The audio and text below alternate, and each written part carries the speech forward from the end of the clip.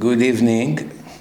This shiur, this lecture will be לרפואת אדליה, הגילו, בת רחל, חיים מאיר, בן עטרה, and רפואה of Miriam, בת Isidra Ramirez, and also הודיה להשם for Mia Yafa Shendel, בת רבקה. And also לעילוי נשמת אברהם בן אדיזוי, שמחה בן הודה, and לרפואה שלמה of גילי בתיקי, גרנט בן רחל חיה, בעזרת השם. טוב, ברוך השם, I'm still in a situation of a war, more than 45 days. Many soldiers are dying, unfortunately. But when we look at the entire picture, you have to be blind not to see the miracle of Hashem. There could have been, chas v'shalom, over 1,000 dead in a place like this, with so many booby traps and tunnels and missiles against tanks that they shoot. So it's still with a lot of mercy. And every person that died, it was written on Rosh Hashanah that he has to die. And what would happen if there's not going to be a war? There's no war now. All these 1,400 people or 1,200 that died, they will still die, or they died because of the war? The answer, they will still die. They had to die. We are very angry, very upset, very sad and hurt that they all died. But why are we hurt? Why are we upset? Why are we so angry? Because they got killed by filthy murderers, Nazi Arabs. So it hurts our ego. These lowlifes are killing us like we sheep. There's nothing we can do about it. They don't care. They come, they kill, they know they're going to get killed. They brainwash them in such a way that they think they go to heaven, these fools. They don't understand that to murder a person, especially civilians, it's against the 10 Commandments, it's against the 7 laws of Noah. This is what I've always been telling people. Ignorance is the biggest danger in the life of a human being. If a Gentile will know what punishment is waiting for him for killing someone, anyone, any Gentile who kill another Gentile, or needless to say, kill the Jew, if you would know what hell is waiting for him and how many years he's going to be burned and screamed to death from the pain that is waiting for him. And they think, wow, we're so lucky we got to kill a Jew. It's what's waiting for them, but they don't know it. Their ignorance is our tragedy. If we were able to educate them, then it will be a whole different story. However, like the Chafetz Chaim say, there is no way to make the children of Ishmael civilized. It's against God's will. God decreed that this Ishmael will be a wild beast. All his children will all be wild beasts, whether they are drivers, whether they are lawyers, doctors, athletes, it doesn't matter. It's in their DNA, it's in their genes that there will be wild beast. So it doesn't really matter, even if the person will be a doctor or anything like that, you will see, you get him angry in the right moment, you see the beast is coming out. Why? This is what God said so. And what about Eisav? There's also a decree on Eisav, which we read on Shabbat. Al charbecha tichyeh. You're going to live by your sword. I want to remind you that with all the horrible hate that Ishmael has to the nation of Israel, as many Jews as they killed in the history of the world is not even 1% than how many the Christians killed. It's true that the Christians today don't use violence like they used to 500 years ago in Spain, in Portugal. They used to murder thousands of people every week. But today they found out there's no way to physically break the Jews. No matter how much you torture them, no matter how much you kill them, they will never leave their God. In the end, they all run back to him. They won't convert to Christianity just because you torture them in Inquisition or in some basements of church, or you take away their money, or you throw them to exile. In the end, they always go back to their God. And even when they pretend to be Christians from the outside, indoor, they are keeping the laws of the Torah, and they're even risking their life for it. So the Christians got the point. So what do? They change their tactics. Now they come with a smooth mouth and spill tons of money. Billions of dollars they pour to get as many Jews as they can to convert them to Christianity. That's the reason why I made my debate with a Christian professor many years ago, because people kept coming to me and say, this Russian guy, this Bukharian guy, this Kafkazi guy, they all have been hunted by Christian missionaries. And as a result of that, they want to become Christians or Jews for JC. What are we going to do about it? Can you talk to my cousin? Can you talk to my ex-husband? Can you talk to my son? Can you talk to my father? I realize this is a phenomenon. This is a routine thing. So we just came out with this debate for every normal person to watch it and to see that Christianity have nothing to offer. It's a bunch of nonsense. You have to be super stupid to follow this religion. If you really know what the religion has in it, I can't believe that anyone wastes time on it. It's such a ridiculous religion. So many mistakes, so many human errors, so many ridiculous things that are written over there. I spoke about it many times in the past. I don't want to waste time on it. So they found that many naive Jews, ignorant Jews, since they do not know anything about their religion, it's very easy to convert them to Christianity, because anyway they are an empty tool. They're empty. So whatever we push in, they'll buy, especially when it comes with lots of benefits and money. Do you need help with the mortgage? You need help with the rent? You need help with food? You need help with the car? No problem, come on Sunday. Register, start coming, we will help you out financially. They have tons of money. Tons of money they have. And as a result of that, you know, they have, Baruch Hashem, unfortunately for us, they don't have any problems. I remember Bill Clinton was one of the people who raised so many millions for them. In phone calls, few phone calls, million, 2 million, 5 million. They make fundraising. When they have some of those priests that talks, they have people online donate for them. You see the numbers.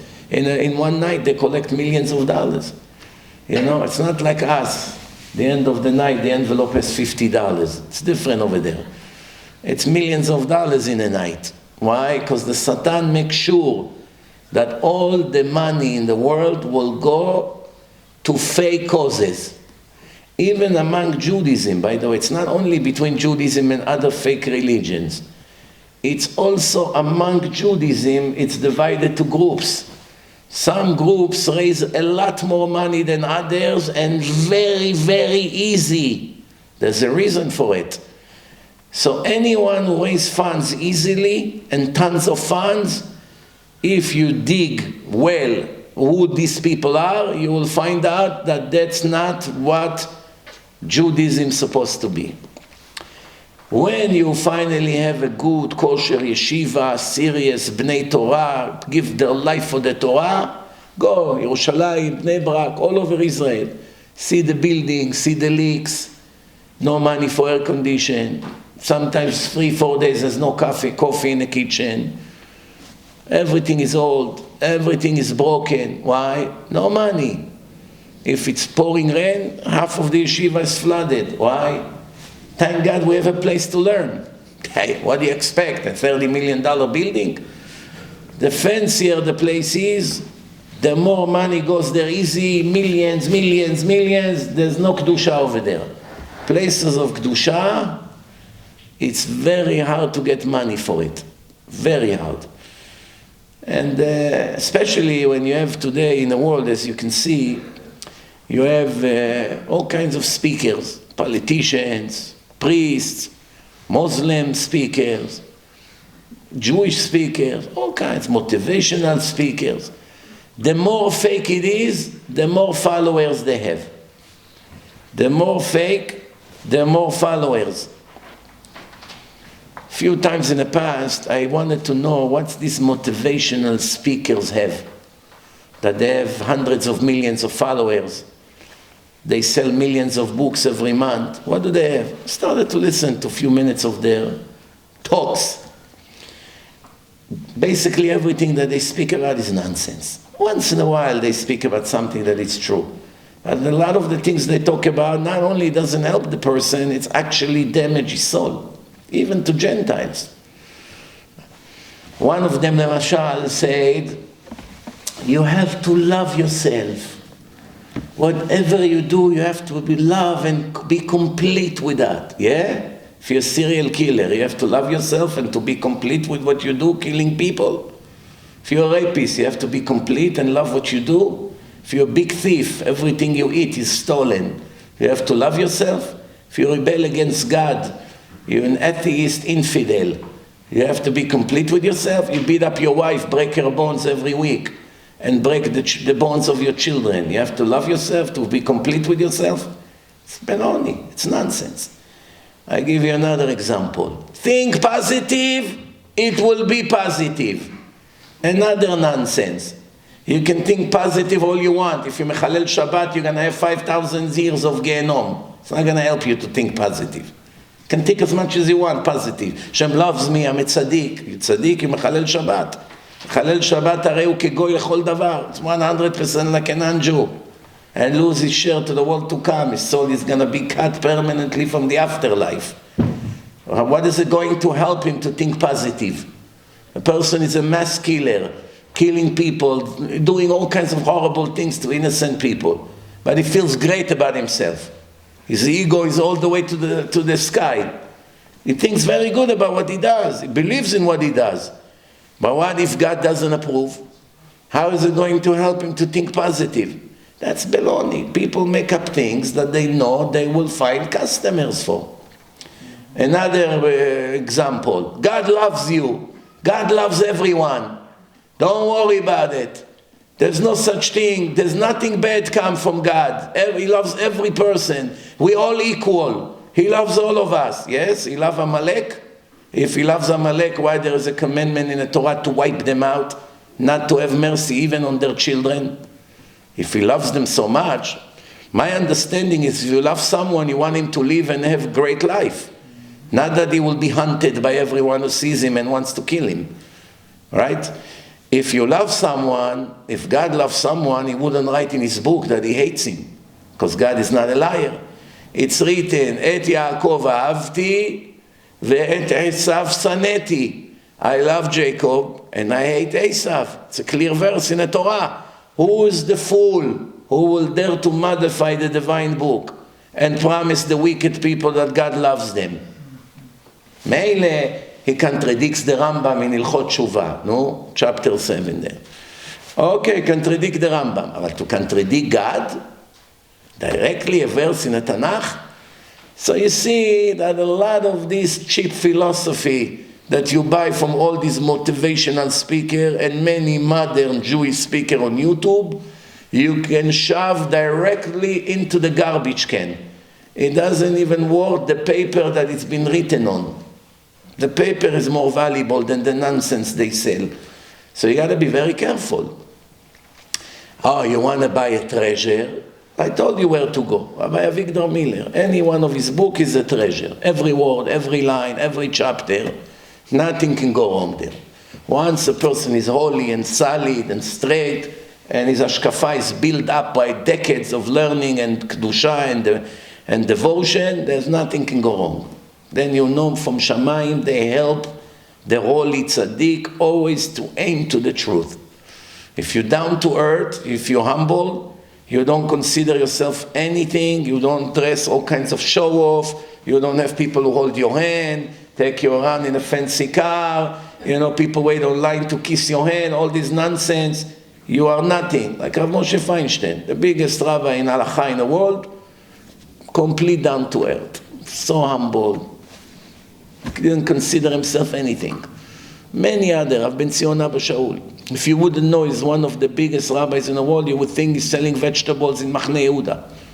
That's how he looked. He never ever pretended to be a big shot, Av Bedin, the head of the Jewish court of Jerusalem. I remember one time he had to go to a wedding of one of the students from the yeshiva, and everyone already left. So there was only 2 guys left in the yeshiva. He asked, anyone goes to the wedding? One of them said, I go. He said, you have a car? He said, I have a Vespa. You know what a Vespa means? A scooter with a boat attached to it.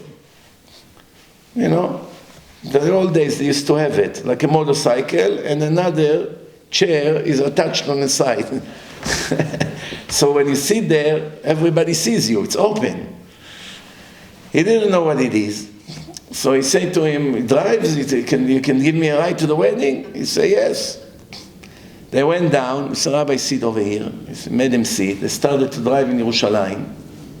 All the people of Yerushalayim recognized the holy rabbi sitting in a Vespa like this, in the street, started to point.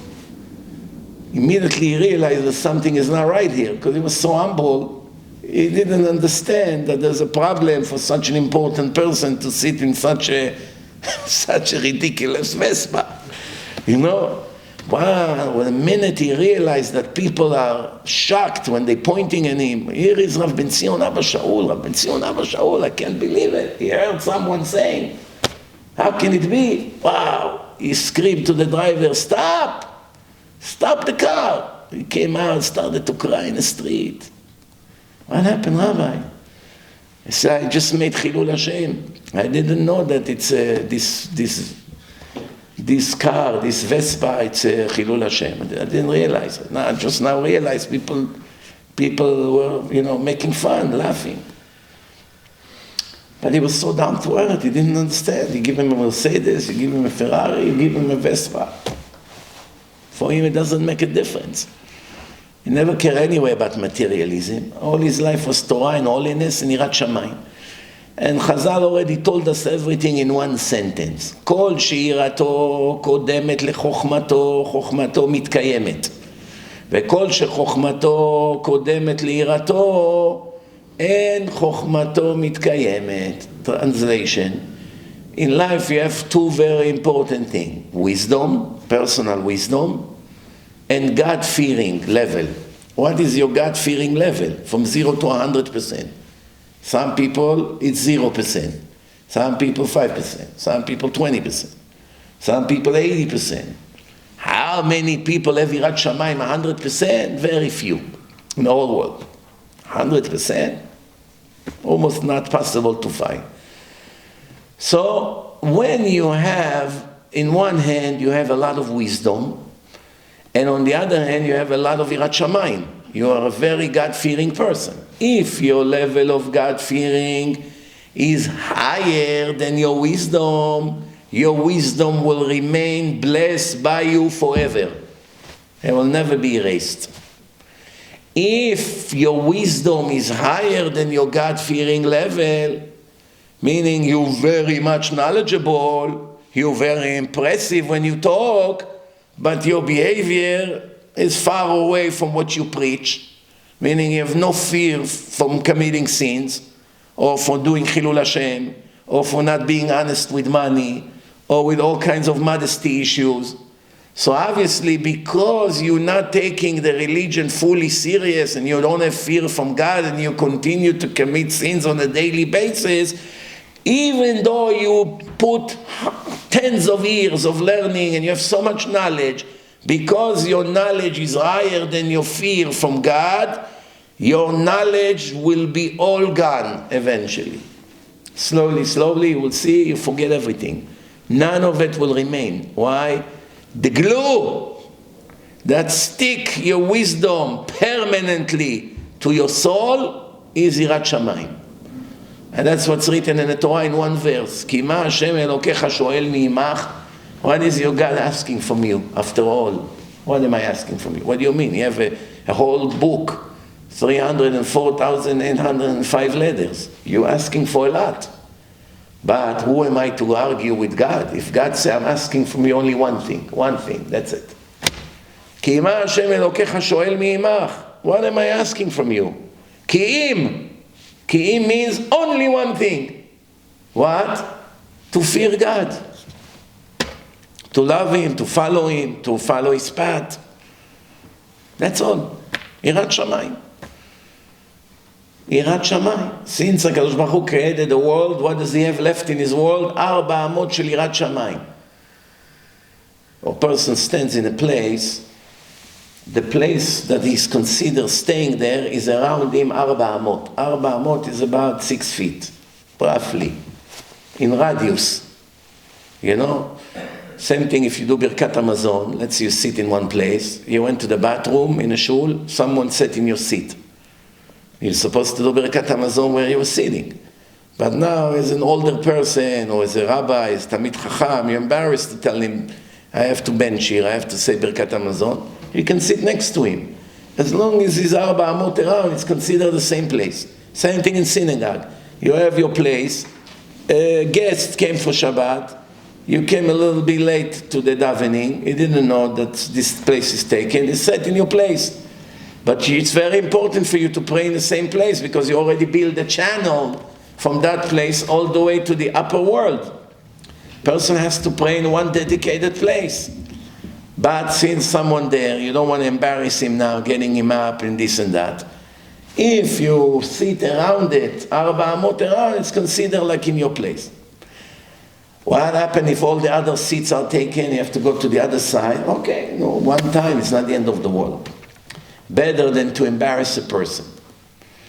Person said, be mochel. Don't be like these people that get angry the entire 3 hours, they want to kill someone because someone sat in their place. You know, let go, be humble, you are nothing. You know, in Yom Kippur, one guy stepped on the foot of one person in a synagogue. And that person screamed, "Ay!" In Israel, you know. "Ah!" The guy said, "I'm sorry, excuse me. Chila. Ma mechila? You broke my toes." So Benzion Aba Shaul, Zatzal, came to him quietly. He whispered in his ear, "It's not nice to lie on Yom Kippur davening. It's not nice all year around, but especially on Yom Kippur to lie to Hashem." Maybe it was Rosh Hashanah, I'm not sure. One of those 2 days. Yom Adin, to lie to Hashem. The guy said, "Chas v'shalom, kvod harav, I'm not lying in the davening." You just say, "V'nafshi ke'afar lakol tiyeh." I am dust on the floor to everyone. They are welcome to step over me. You just said it 2 minutes ago. Eloi, לצור לשוני מרע, ושפתיים ידבר מרמה, וכללי נפשי תדום. Those who curse me, I should be silent and don't reply. Don't respond. ונפשי כעפר לכל תהיה. נפשי כעפר לכל תהיה. עפר means sand on the floor. The truth is that how many people really ever in their life thought about this paragraph? You probably say that 10,000 times at least. When you say it every day, 3 times a day in Tfilat Shmona Esrei, do you actually mean it? That I should be sent and every fool, low life will step over my head and I should love it? And say thank you and not respond and not eat him alive? We say it, but I don't exactly mean it. If it was up to me, I would take 1 sentence out of the Tfilat Shmona Esrei. But we're not allowed to change even 1 letter, not from the Tfilah, not from the Gemara, not from Shulchan Aruch, and definitely not from the written Torah. We are not reformed that modify the Torah according to their desires. That's why today they're worse than any go you know. So they have no connection to Judaism whatsoever. Someone sent today a video of some reform Rebbe, woman, American Ashkenaz reform woman, singing the writing of the Torah she lands in the Torah in Ashkenazi tune, but she's a Reformit, Shem Reshaim Yirkav. And whenever she came to the psukim that God gave Abraham the land, and he promised Abraham, Yitzchak, and Yakov the Holy Land, she lowered her voice to 0. Because imach shimam, this Reshaim Arurim, if it's up to them, they would hand it to the Hamas, this Reformim Arurim. They have no problem to burn the Torah if it's necessary. Why? They're liberal lefties. Not all reform and conservative people are lefties. Some of them are pro-Israel and they are extreme right. Some people, they're very good when it comes to politics, but their level of knowledge in Torah, it's mamash below 0. Mamash to the lowest of the lowest. Like for instance, you have people that have yarmulke, and they speak very good when it comes to politics. They go to colleges, they make debates, these stupid Palestinians, after 2 minutes, they get the shame of their life, because they know how to talk. They're very clever. They have education, they have high IQ, power of speech. Many naive Jews mistakenly think that these people are religious leaders just because they have a yarmulke. Make no mistake, there's 0 connection between politics and religion. It's true that everything that happens to the world is religion. The fact that what you see now with the Hamas and the Arabs and what you saw with the Nazis, it's all written in the Torah. The Torah already told us that if we're going to do certain things, that's what's coming for us. So the source of it, it's already in a religion, the source. But when you come to debate all these fakers, you still need to know how to talk politically. Just because you're righty and you know how to speak, and just because you have a yarmulke and you put tefillin, doesn't make you a religious figure. People sometimes ask me, wow, Rabbi, this guy is great. You know him? Look at this debate in Harvard. Look at this debate over here. Look at this speech over here. What do you think? What's the answer? As a politician, is 100% great. As a religious figure, his level is 0. For instance, one of the stars that speaks the best in America for Jewish causes, he is very sharp when it comes to politics. You can't win an argument with him. You can't. But I saw an interview about a year ago. Someone interviewed him. He has a yarmulke on his head, and he said he doesn't believe there is such a thing as soul. I don't know if to laugh or to cry. A person put yarmulke on his head, and he said in an interview he doesn't believe there's such a thing, there is a soul. The cat and the dogs know there is a soul, and you don't know the brilliant, sharp guy with the highest IQ to say such a stupid thing. So what do you see over here? Brilliance in politics, in math, in physics, in medicine, in engineering, in computers. It's completely not relevant to wisdom of Torah. Completely not relevant. The wisdom of the Torah is a whole different wisdom than any other wisdom you know. Person can be a genius in math and the dumbest person in religion. A genius in computer and the biggest idiot when it comes to religion. Just because he's a great surgeon or a doctor or a philosopher or who knows what, or maybe he has $30 billion, that doesn't make him a religious figure. You have to know it, Rabotai. Please do not get confused between this and that. It's completely 2 different things. There's one more problem. Some of these people that are very good in politics, they actually say the truth. But what's behind it, it's false. What's behind it, it's false. Meaning, they can argue about the Jewish-Arab conflict. Everything they technically say, it's true. Whatever they complain about the Hamas terrorist cruelty, it's true. About the murders of innocent people, it's true. about Israel, the Israelis and this, it's true, but they don't really see the roots of the conflict. They don't understand that this started already in the time of Avraham Avinu. What you see today is after the tree already bloomed. So they look at the argument as a political argument, meaning if we're going to wipe out the Hamas and kill 40,000 terrorists, that's it. After that, we will be happily and living in the Holy Land with peace and harmony. We'll find some new Palestinians that are pro-peace. They'll take over Gaza and we be in paradise. They live in a dream.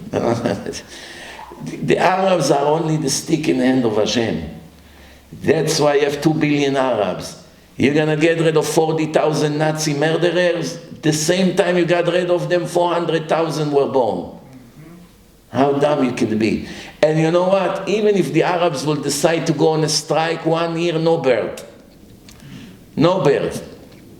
And you kill all the terrorists. What happened? Before you finish the job, you're going to have another million came out. From age 0, they educate them to murder Jews. Who is behind all of that? HaKadosh Baruch Hu. That's the problem. People have no knowledge and no emunah. They don't understand everything you see, it's Hashem. You get angry at the Arab, you get angry at the Nazi, you get angry at the traders, you get angry at the European anti-Semites, the United Nations. Hashem designed the world that Eisav soneh Yakov and that Ishmael is pere Adam. He cannot live a minute without killing Jews. Hashem programmed them like that. Halakha! Halakha, the Chazal say, Halakha, Eisav soneh Yakov. He cannot come out of that curse. Eisav soneh Yakov. That's it. It's in his genes, just like the cat hates the mouse. There's nothing you can do about it. You can try to educate the cow not to hate the mouse. Good luck with that. Or the dog not to hate the cat. It's never going to work. This is a nature, the nature that Hashem puts in the nature of that species called Ishmael and the children of Eisav. What about rituals? And you see, in China, the Chinese people are different. Most Chinese, I was in China, nobody looked at you like they hate you. The opposite. When I walked in the airport, the Chinese were coming to try to take my suitcase from me. In the beginning, I thought maybe they want a tip. But then they all told me, no, they admire Jews over here. Some of them that knows what Jews are, most of them don't even know what it is. But those who heard about Jews, those who in the airport, they are more sophisticated, more, advanced. They are admiring the Jews. Same thing in Korea. You go to South Korea, they look at you like a god. They even learn Talmud over there in schools. Why South Koreans don't want to kill Jews? Every time they see Jews, they don't feel like they have to kill them. Because it's not a part of the plan. Who are these Orientals? The children of Avraham Avinu from Ketura. Vayosef Avraham vayikach isha ushma Ketura. Avraham had another woman, her name was Ketura. He had few children with her. And he sent them to the east. And he gave them the gifts. The Chachamim explain what gifts he gave them. The power of kishufim. They are able to do all kinds of black magic and stuff like that.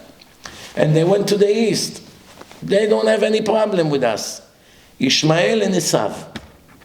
I want to ask you a question. On Shabbat, Yakov comes. He steals the bracha from Eisav. Rivka gets a prophecy. She said to him, don't worry, alai kilaletcha. Whatever happened, I'm responsible. I know what I'm telling you. Listen to me, you don't go wrong. You go first and get the bracha from your father. Yitzchak gives him the bracha. A few minutes later, Eisav shows up. Yitzchak does the strangest thing you can imagine. I'm shocked when I read it. Every parent, even a goy, a non-Jew, the last thing he wants is to make a fight between two of his sons. He has 2 sons. The last thing he wants is that they should kill each other. He wants them to be in peace. What does Yitzchak do? He makes Eisav go on fire. What are you instigating? What do you have to tell him? Your brother came b'mirma and stole your blessing. Don't you know what's going to happen? You know he's a hunter. You know he's a violent person. You know the murder is in his hands. You already know his Admoni was born red. You know he's very good with hunting. He's not the type to sit and learn Torah. Why are you getting him angry? Why did you have to tell them that Yakov got the bracha? Oh, who is this? Your son Eisav. Oh, welcome. What took you so long? I went to find you something to eat. It took longer than usual. Okay, better late than never. Come, let me give you bracha. Make up some bracha and finish. For the sake of peace. Every one of us would do that. You know, one person would say to the next brother, oh, I'm sorry, your brother stole your bracha. As a result of that, you're going to be cursed. What's going on over here? Good question, no? The answer, once he realized, Yitzchak, that his ideology was a mistake, he thought, I have two sons. One is naturally attracted to Torah. Ish tam yoshev ohalim. I don't have to worry about him. Without me, he searched for the truth, he learns Torah. Baruch Hashem, he's already a fixed kid. Then I have a problematic child. All he wants is nonsense. Doesn't want to go to yeshiva, doesn't want to learn. Bayati, off the derech. It's a problem. What will I do? I have to show him a lot of love. I want to be mekarev him. I have to show him that he's important. I have to show him extra love, more than Yakov. Yakov will manage without my love. He's already on a path. But what's going to happen if I'll show this Eisav that I'm disappointed from his lifestyle?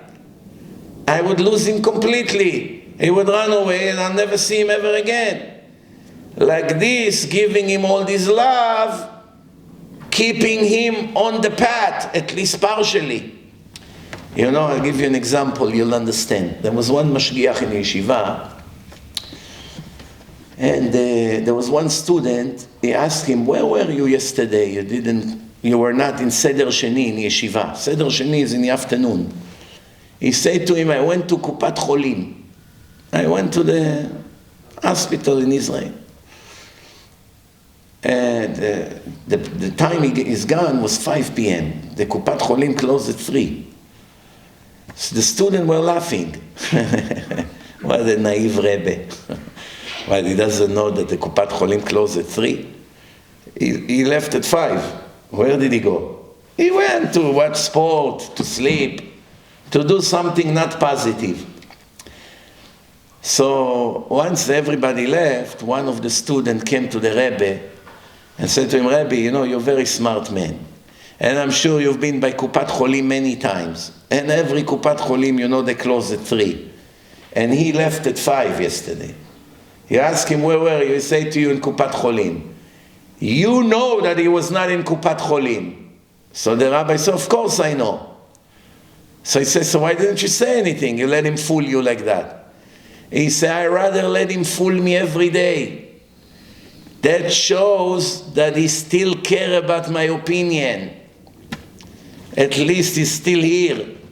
If I will catch him every time he lies to me, I'll catch him and prove him in front of everyone that he's a crook 2-3 times, what will happen? He won't be able to show his face from the shame.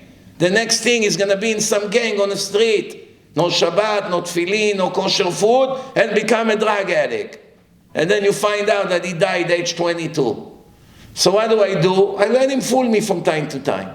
Where were you? I was learning Chevruta with a guy, I was helping him out. Of course he knows a lie. Oh, very nice. Wow, impressive. Impressive. He's still collecting. Can. As long as he lied to you, your son or your student, that means he cares about your opinion. The day he will come and tell you the truth in your face, that means he put an X on you. You have zero influence on him. Now you lost him for good. Same thing over here. Yitzchak knows who he's dealing with. The question now, why all of a sudden he changed his ideology? Pitom changed his ashkafa. Rivka thought, no, you should benefit the tzaddik. He cannot be chote v'niskar. Chazal asked this question. Someone that commits sins deserve a price for it? Chote v'niskar? That's called הרצחת וגם ירשת. You murder someone and now you want to keep his inheritance. Let's say a son killed his father, לא עלינו.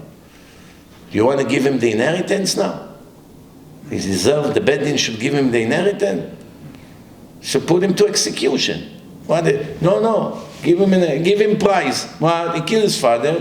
His father have 3 sons, $3 million. Give him his million. Baloney. That's what I've been saying for years. Those people who mechalel Shabbat for money, barbers, business owners, service people. Rabbi, I have to work Shabbat. I will be fired. If I don't come to work, they'll fire me. Yom Tov, I can't. I have to work. They're already looking to cut, jobs.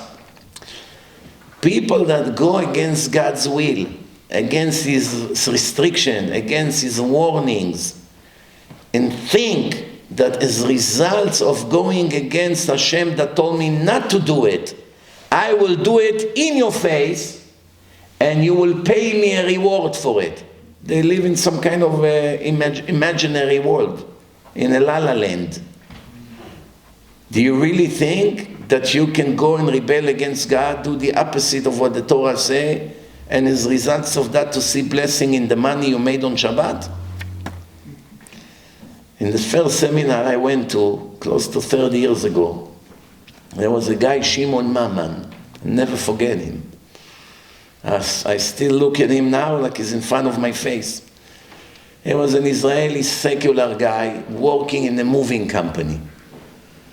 And he was driving a semi-trailer, moving, big truck.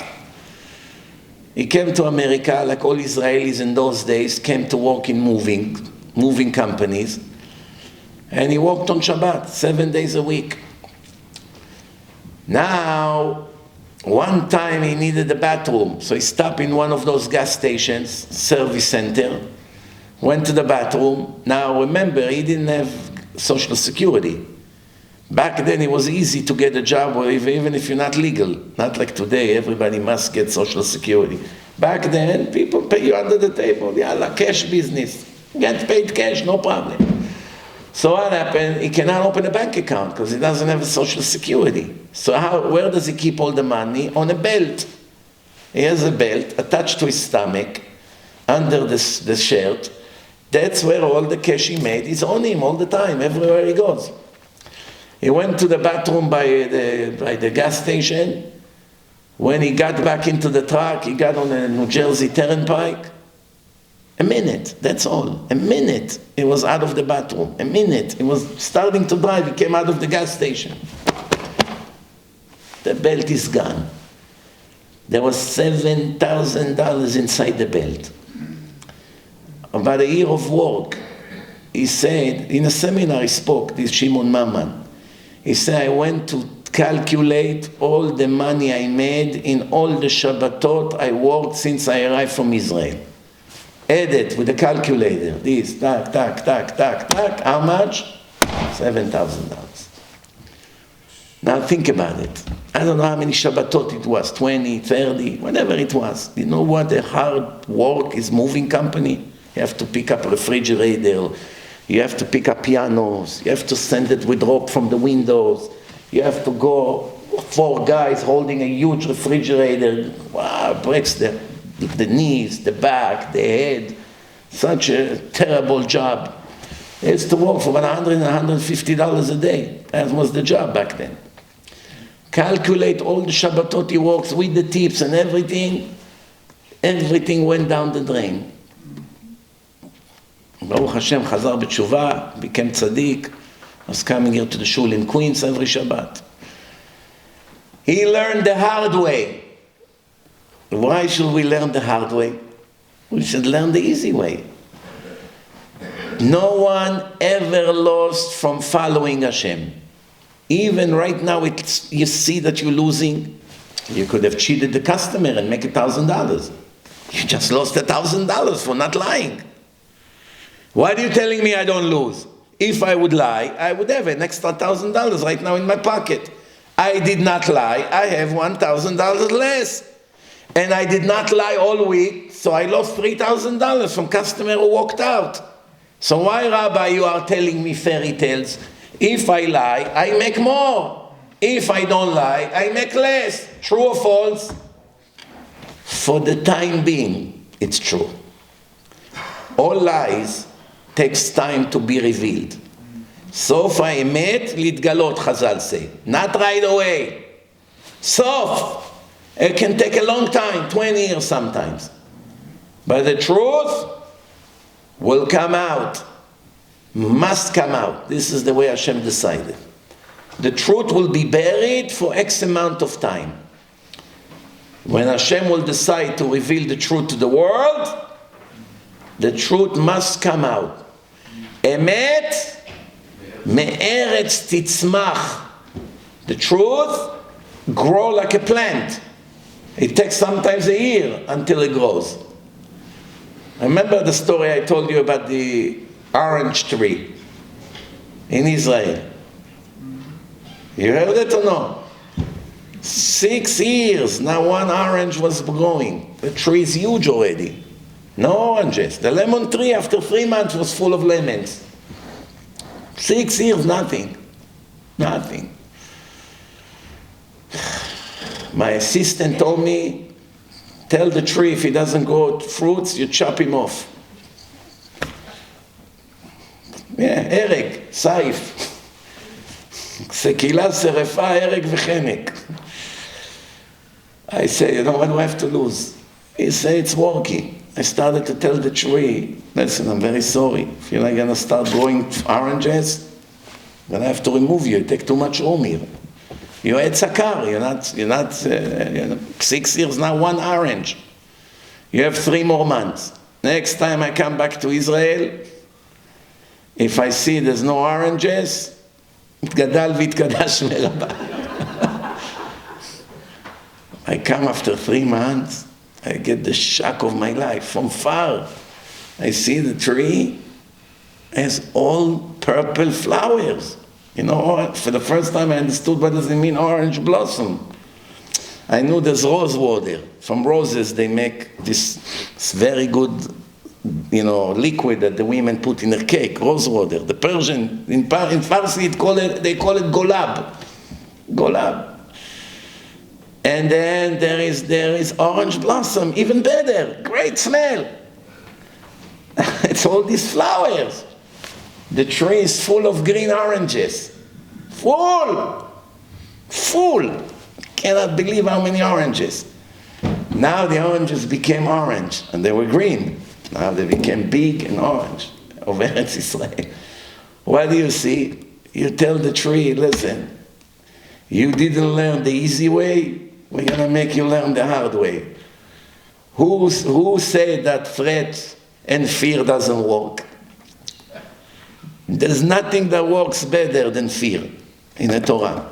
That's why half of the Torah is warning and threats. It's not the way. It's not the way, Rabbi. Darkei Noam. That's the only way. How many times it say in the Torah to love Hashem? How many times altogether? 9 times. Very impressive. 9 times. How many times it say to fear God? 18 times. Double amount. Love without fear, fear without love, it's not good. If you only fear God and you never develop love to Him after a few months, you came to yeshiva, you learn Torah, supposed to see the beauty of the Torah, once the love kicks in, there is not so much need for fear. Fear, it's a great motivational push in the beginning. But once the love kicks in, you don't need anymore to worry about the punishments and to lose your olam haba or anything like that. You don't need to. Benji, bring me please Rambam, the first one, Aleph. So, you don't need. Once the love kicks in, what is the point of having fear? You don't need that much fear. So fear without love, only fear, it's not good. but it's worth something. Love without fear, it's nothing. It's an illusion. There's no such thing. It will never get you anywhere. I remember when I was in the army, they sent me to the Techni, the Air Force. First 6 months you have to be in Haifa over there. Terrible smell from all the places there. 6 months. I had a guy, Eli Dahan, was my first commander there. A nice Moroccan Israeli guy. You know how sometimes in life it takes 5 minutes to have a click with someone? You walk into the room and it's a love story right away. Manyanim, where you from, what's this, that, okay, well, he likes me. Now he's going to decide if I go home for Shabbat or if I have to stay. If I don't do something right, he can send me to jail. So I'm in his hand, and I became right away his friend. So what do? Everyone over there, he makes them run, work, clean.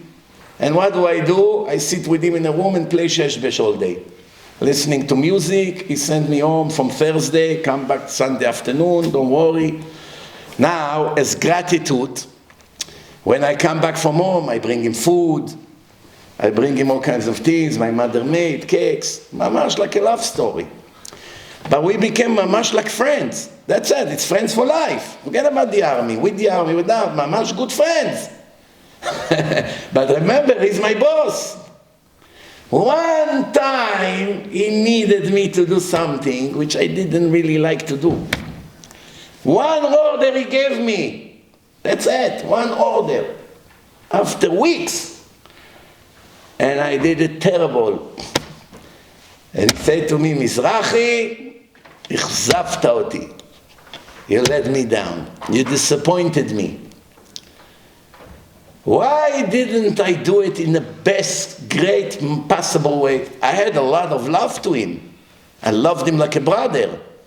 I also had a lot of respect for him. That he helps me so much. He gives me so many discounts. He sends me home every weekend. I had a huge admiration for him. And a huge gratitude to him. Why I didn't care about his order? Because I had only love to him, no fear. If I had some fear from him, I would do it the best possible way. The fact that I didn't have any fear from him made me unable to accomplish my mission. And that's those Jews who live in illusion. I only follow Hashem out of love. Baloney. There's no such thing. Even Rabbi Nachman Breslev writes that even the most righteous people must have fear from the punishments of Hashem. Without that, a person is incomplete. And the whole system of the world, Hashem made it in such a way that everything will be reward and punishment. What happened? No Rambam here? Yeah, there is, but there's no other. So, Rabotai, forget it, I'll find it here, no? I want to read to you. I read it once about a year ago. I don't know if you will remember.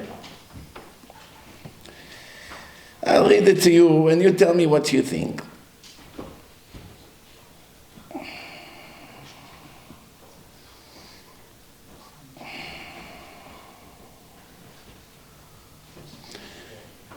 Rabotai, listen carefully. The Rambam talks about how to make people become religious. It's a lesson from Rambam, how to do kiruv. And the Rambam talks about it in Ilchot Tshuva, chapter 10. The Rambam speaks about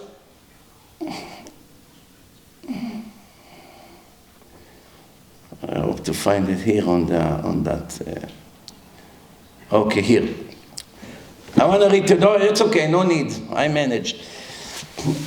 Halacha Aleph, Rambam chapter 10, Halacha Aleph. Listen, the first 3 halachot, and we move on. Al Yomar Adam, person should not say, Areni Oseh מצוות התורה ועוסק בחוכמתה כדי שאקבל כל הברכות הכתובות בה. A person should not say, I'm following the mitzvot of the Torah and deal with the wisdom of the Torah in order for me to receive all the blessings that are written in the Torah. Or כדי שאזכה לחיי העולם הבא, or that I should inherit my share to the world to come. ואפרוש מן העבירות שהזהירה התורה מהן, כדי שאנצל מן הכללות הכתובות בתורה. I am not violating the restrictions of the Torah because I want to get saved from all the curses that are written in the Torah, for those who don't keep Torah, yeah? או כדי שלא אכרת מחיי העולם הבא, that I should not be cut from the afterlife. אין ראוי לעבוד את השם על הדרך הזה. That's not a superb way to service Hashem in such a way, because of personal interest only. כן, שהעובד על דרך זה הוא עובד מירה. Someone that followed this path has only fear in him. ואינה מעלת הנביאים. It's not the level of the prophets who are mentioned in the Tanakh. ולא מעלת החכמים. And it's not the level of the high scholar תלמידי חכמים.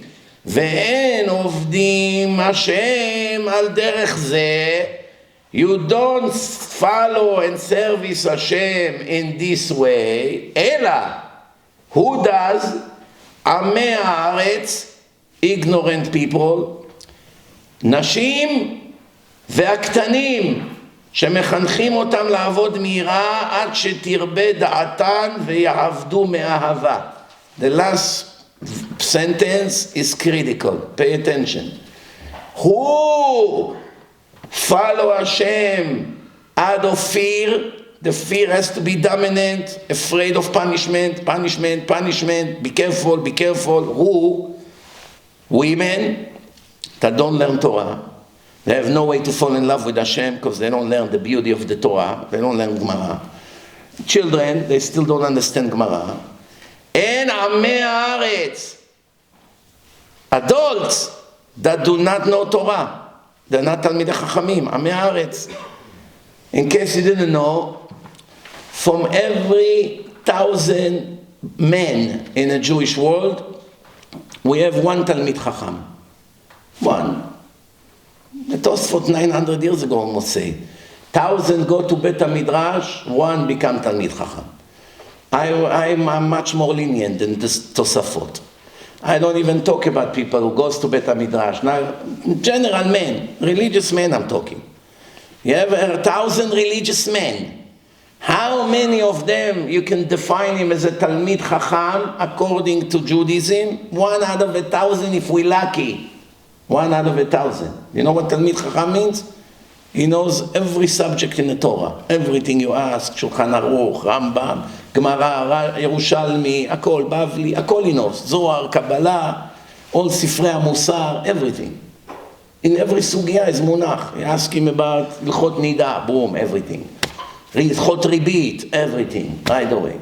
Hilchot Giur, everything, munach. Everything you ask, immediately he gives an answer. Mashiv miyad. How many like this guy? Chaim Kanievsky, Vosner. I can count maybe 100. That's it. In our whole Jewish world. Not everyone who learns Torah is a Talmid Chacham. You have people 5 years in yeshiva, they still don't know how to learn. They don't know. You ask them a few questions, what's the kushia, what's the terutz, ma ifriya la makshan. They don't know exactly what's going on. They know roughly. Kacha on the surface. They don't really know. It's not. They don't have the real knowledge that you need to know when you learn Gemara. So how many are Talmidei Chachamim? Very, very few. Meaning, conclusion, every man today in the Jewish world, almost everyone is Amei Haratzot. And the Rambam just wrote that the only way to motivate an Am Haaretz to become religious, to follow Torah and mitzvot, is out of fear. So I don't understand why people are challenging this and arguing today. What's the argument? The Rambam is halacha lema'aseh, ilchot tshuva. The Rambam say women and children and amei haratzot, that's what's productive for them. Once they become chachamim, they won't need the fear. שתרבה חוכמתם. So what do we see? The smarter you are, the less fear you need. But it's very interesting. If you want to know if your kid is a smart kid, you have kids. How do you know if your kid is smart or not? How would you know? He's 3 years old. How do you know if he's going to be a smart person or a dumb person? What's the 2 indications to prove to you that your child is smart? The answer, you need to have 2 things to be smart. 2 things. One is shame, and the second one is fear. If he's embarrassed to do things in front of people, shy, thinking, he doesn't want to look stupid, that's a sign of wisdom. And if he's afraid to do things, because he doesn't want to deal with the consequences of that, that's a sign that he's foreseek the future. Ezu hachacham haroeh et hanolad. He understands what's coming for him if he will do such and such things. Therefore, he always has fear not to risk himself, not to get anyone angry, not to upset his parents. He may lose his bike, he may not go on a trip, he may not get his ice cream. That's a smart kid.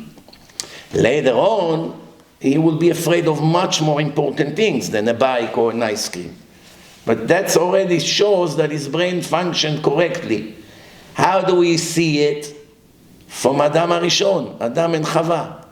Before they ate from Etz Hadat, they were walking like animals, naked. Animals don't have knowledge and wisdom to think we are naked. The whole world sees us naked. An animal doesn't feel guilty of walking naked in a safari. Animals don't have any doubt. They can have intimacy in front of 1,000 fans. And they don't even have a second to think what are we doing is wrong. They are not programmed to understand decency. They are programmed to behave like animals. The Torah doesn't want people to be animals. That's the whole point. Naturally, we are animals. But because we have a divine soul, the soul has to take control over the body, not the other way around. The problem is that 99% of the people in the world are remaining animal to the last breath of their life. Even a minute before he dies, all he cares about is a cigarette. In a hospital, talk of the oxygen mask. No, anyone has cigarette here? Habibi, the doctor say you have 1 day to live. You barely breathe. מה עכשיו cigarette? The body control. Cannot overcome his desire. If somebody asks you what's the difference between people and animals, 1 difference. That's it. 1 difference between us and animals. Who knows what's the difference? Shame. Divine soul. מותר אדם מן הבהמה. נכון, מלבד.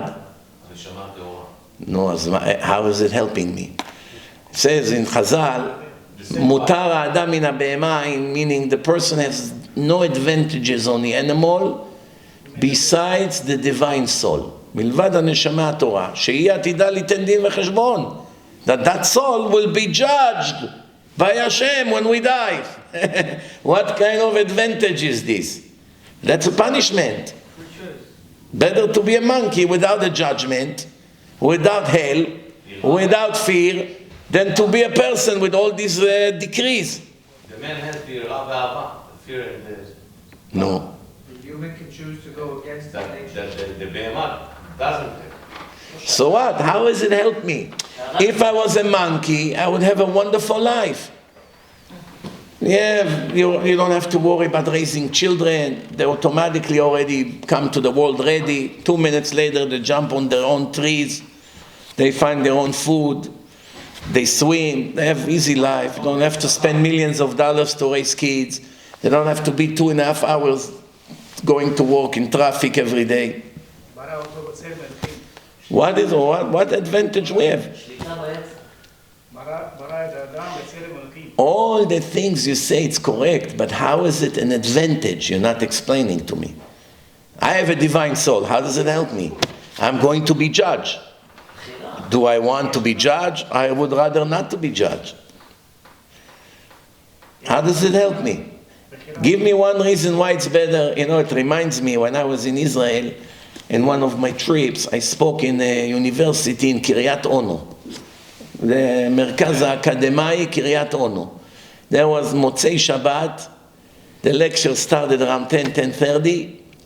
I had about 500-600 people there. The auditorium is full.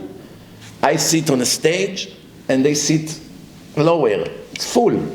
It looks like a half a moon, the place. Now, when you walk from the street to go into the auditorium, it's very far. You're far from the street.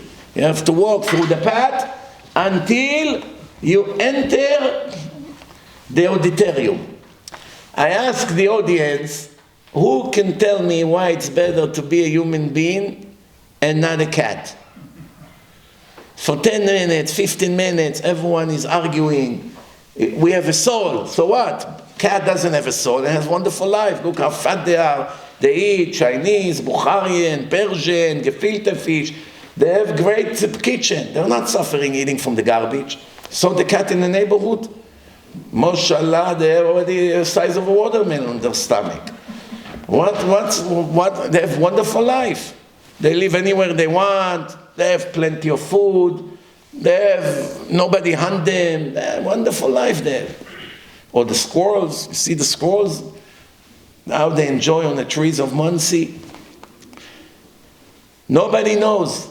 Everybody make up an idea. Maybe this, maybe that. Guess what happened, Rabotai? Around 11:10 at night. After 15 minutes we argue about the subject. A big, fat, gray cat walked into the auditorium. Now I didn't see it yet because I sit on the stage and everyone got up. Everybody screamed, "Ma!" Everybody stood in the middle of a lecture. Kulam kacha, they all looked down. What happened? The cat came, walk, climb on the stage, 3-4 steps, came, sat right next to me. And you have it on video. You can see it on video. I'm not telling you stories. After speaking for about 15 minutes about why it's better to be a person than a cat, and I said, the cat are eating, they're fat, they have wonderful life. Hashem said, a real fat cat right to the stage. Everybody was laughing, clapping. Why? It was et ratzon. Sometimes Hashem throw us a candy. So, conclusion, Rabotai, the difference between people to animals is only one difference. The fact that we are being judged, why is it an advantage? Mutar means itaron. It's an advantage. Because who told you to be wicked? Be righteous, and in your judgment you're going to get a huge payment.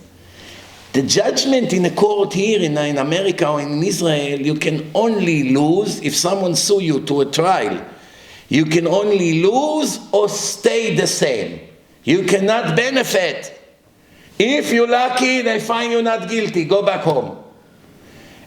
Or you stay in the same situation like you came into the courtroom, you go back home and nothing happened.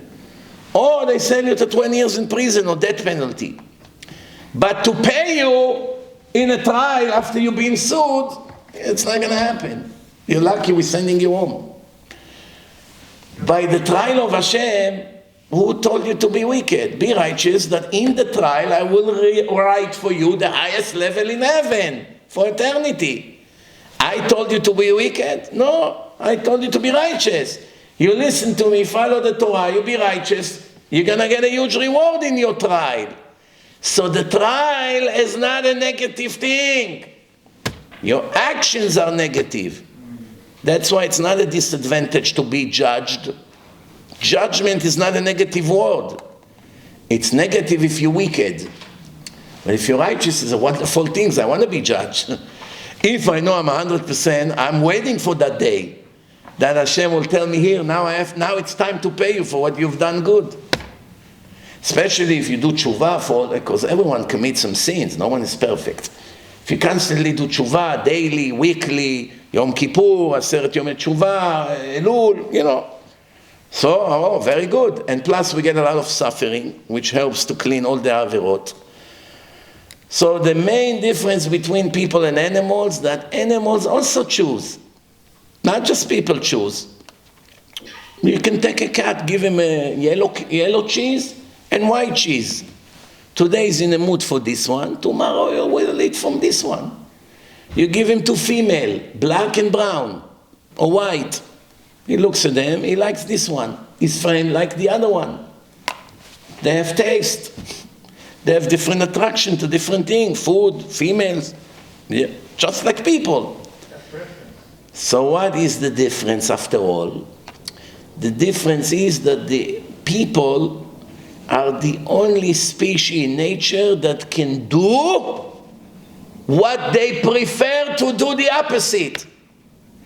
They can choose to do the opposite of what they're interested to do.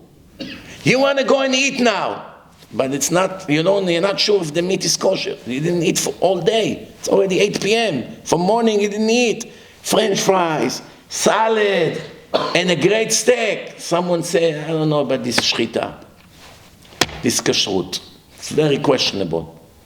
Yeah, you're about to attack it already. You can choose to walk up, to get up and leave. And an animal can never wake up and leave, get up and leave. Once an animal sees the desire is on the table, boom! There's no way to convince him to choose to do against his will. We are the only people that can overcome our desire. Animals cannot do it. What about a dog? A dog? Dog also cannot do it. It's different for a dog. No, dog, you show a dog food, make him starve for the whole day, put the food in and try to block him from eating. Good luck with that. He may eat your hands. Even the owner will bite. It's just random. Bottom line, Rabotai, conclusion. If somebody ever asks you what's the difference people to animal, is that animals must choose what they want to choose. And people can choose to do what God wants, not what I want. He told me it's not allowed for you. Sorry, I have to force myself not to touch it. This one, very easy to take it, no one will know, but Hashem knows. I have to choose against my personal natural will. That's why Chazal say, don't judge a person until you be in his own shoes, in his own place. Why?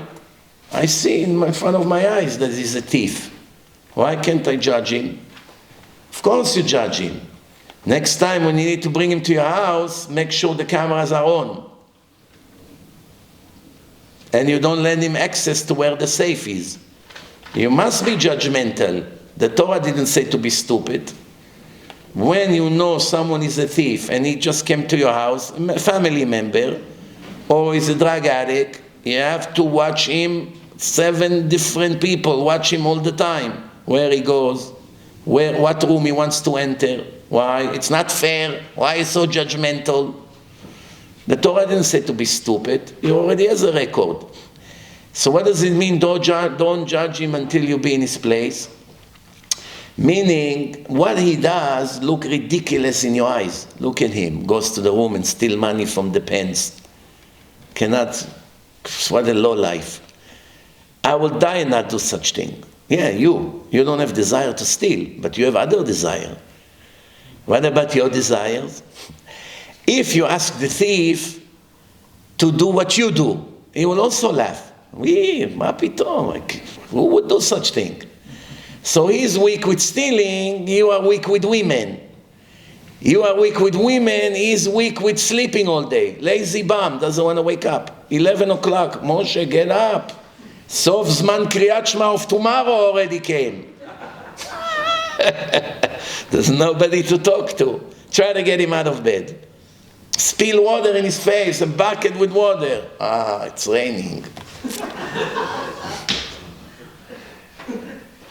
Raining. Why? Everyone has different difficulties. You get it or no? What's the difficulty of Ishmael? Very hard for them not to murder or support murder.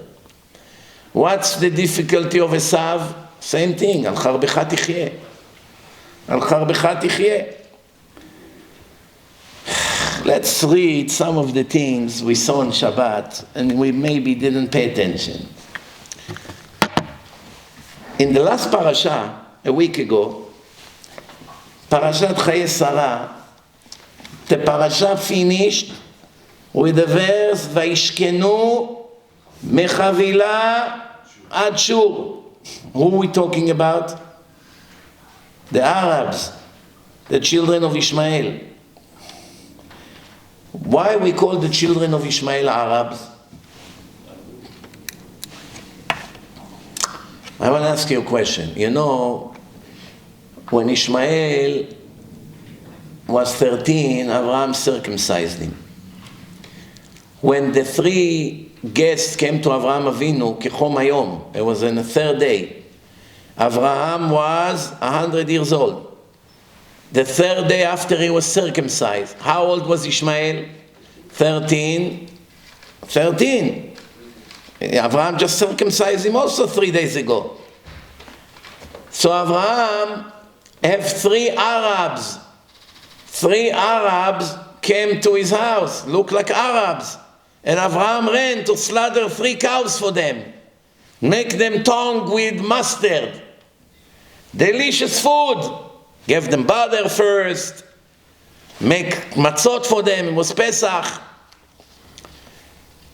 Didn't it occur to you that how can it be something in the story is off? How Abraham had 3 Arabs came to visit him when the first Arabs came out of Ishmael, and Ishmael was a child, wasn't married yet. Ishmael was 13. The Arabs will come to the world from Ismail, not Ismail Ania. His name after his grandfather. מה זה Ishmael? God will hear the screams of the Jews from the torture that the Ishmael will do to them. So how Abraham had 3 Arabs if the first Arab came out of Ishmael and it's going to take years until it will happen? There were already 3 adults that are older than Ishmael. And they are called Arabs in the Talmud. The answer, the word Arabs and the word Yishmaelim, it's 2 different things. Yishmaelim are the children of Yishmaelim. Today we call the Arabs Aravim, Arabs. But what does it mean, Aravi? Arav. It comes from the word Arava. Desert. People that lives in a desert. Whether they are children of Ishmael, whether they are children of someone else. All the people that lived in deserts in tents are called Aravim because they live in Arava. But today, only Arabs live in a desert, meaning children of Ishmael. No civilized people live in desert, besides the Bedouin and some Arabs in a desert. Who wants to live in a desert, in a tent? So today when we say Aravim, meaning children of Ishmael. But before Ishmael, Aravim means people that lives in a desert. So the end of Parashat Chaye Sara finished, Rabotai, with the children of Ishmael, where their territory is, from the place of Chavila until Shur. Al penei kol echav nafal. He fell in front of all his brothers. So, very strange. The next parasha that we read on Shabbat, Parashat Toldot, starts with Ve'ele Toldot Yitzchak ben Avraham. These are the genealogy of Yitzchak, son of Abraham. Chazal, our sages, they're teaching us that there is a connection between the end of Parashat Chaye Sara to the beginning of Parashat Toldot. It's close to each other in the Torah, but there is a connection. What's the connection? Chazal say, Ha beha talia. One is depending on the other. They are connected, like a seesaw. When one side is up, the other side must be down. Then the other side goes up, the other side must go down. It cannot be both sides goes up or both sides goes up. Meaning, one person is sitting on one side and is pushing with his legs, the seesaw goes up, the other side must go down. Then the person put his weight on it and he falls down. The other side goes up. The movement of the seesaw is depending on only one. Who? The person. If he wants to push himself up, the other side will go down.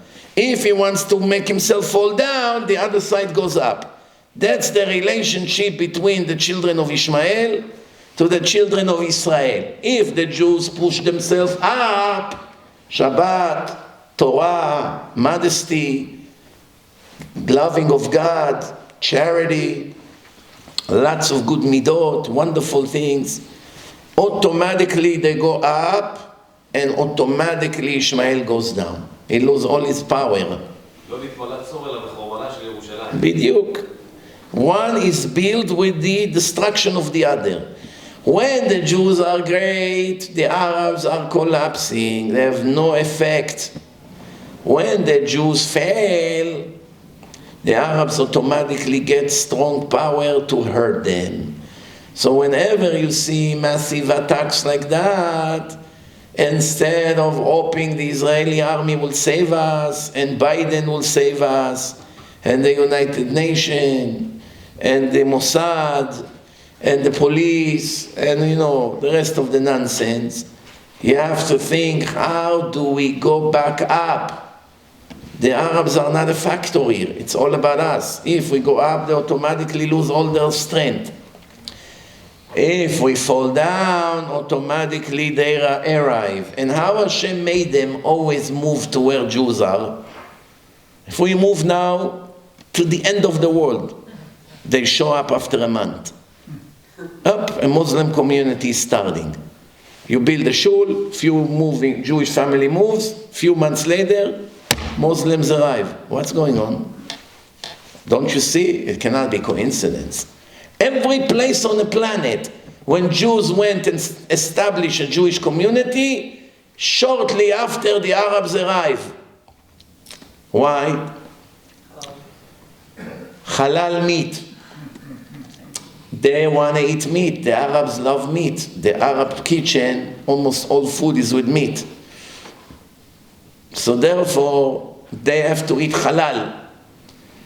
Halal means that the animal was slaughtered, but they don't have the oral laws. They don't know how to check the knife, where to slaughter, to check the inside bones, to put salt to get rid of the blood. They don't have all the rules. They only saw the Jews are slaughtering. Because they saw God told the Jews to slaughter the animal, not to kill the animal, to stab the animal, or to electrocute the animal, or to hit the animal on the head, kill the animal, and then eat the meat. That's called nevelah. It's forbidden. So they learned from the Jews also to slaughter. Now I want to ask you a question. Did you ask yourself, why when they come to kill people, Jews and Arab infidels, those who they call kufars, you know what kufar means? Kofer. Kofer means heretic. Don't believe in Muhammad, don't believe in the Quran. So when they come to kill people that they hate, they love to slaughter them with a knife, just like they slaughter the goat. Why they love to kill people by slaughtering them? You can stab him. Why they love to slaughter the neck? Because the head is here, the opinion is here. Listen carefully, Rabotai. By Jews, when a Jewish shochet slaughter the goat or the sheep or the cow, he doesn't bring little children to see how he slaughtered the animal. It's not good. Don't bring kids to see how all the blood comes out of the neck. We hide it from our children. That's why almost every Jew that you come and say to him, here, slaughter, we hold the neck of the animal. 99.9% of the Jews cannot ever do it, even for money. I cannot do it, I'm sorry. Very few can do it. Jews cannot slaughter. Needless to say, a person, even a goat, they can do it. 1 out of 1,000 can be shochet. Most people don't want it. Come, let's learn chilchot shchita. I don't want. It makes me faint. Can look at it. You know, when the Bukharian brings keves, they move to their new mansion in Beverly Hills here, Forest Hills.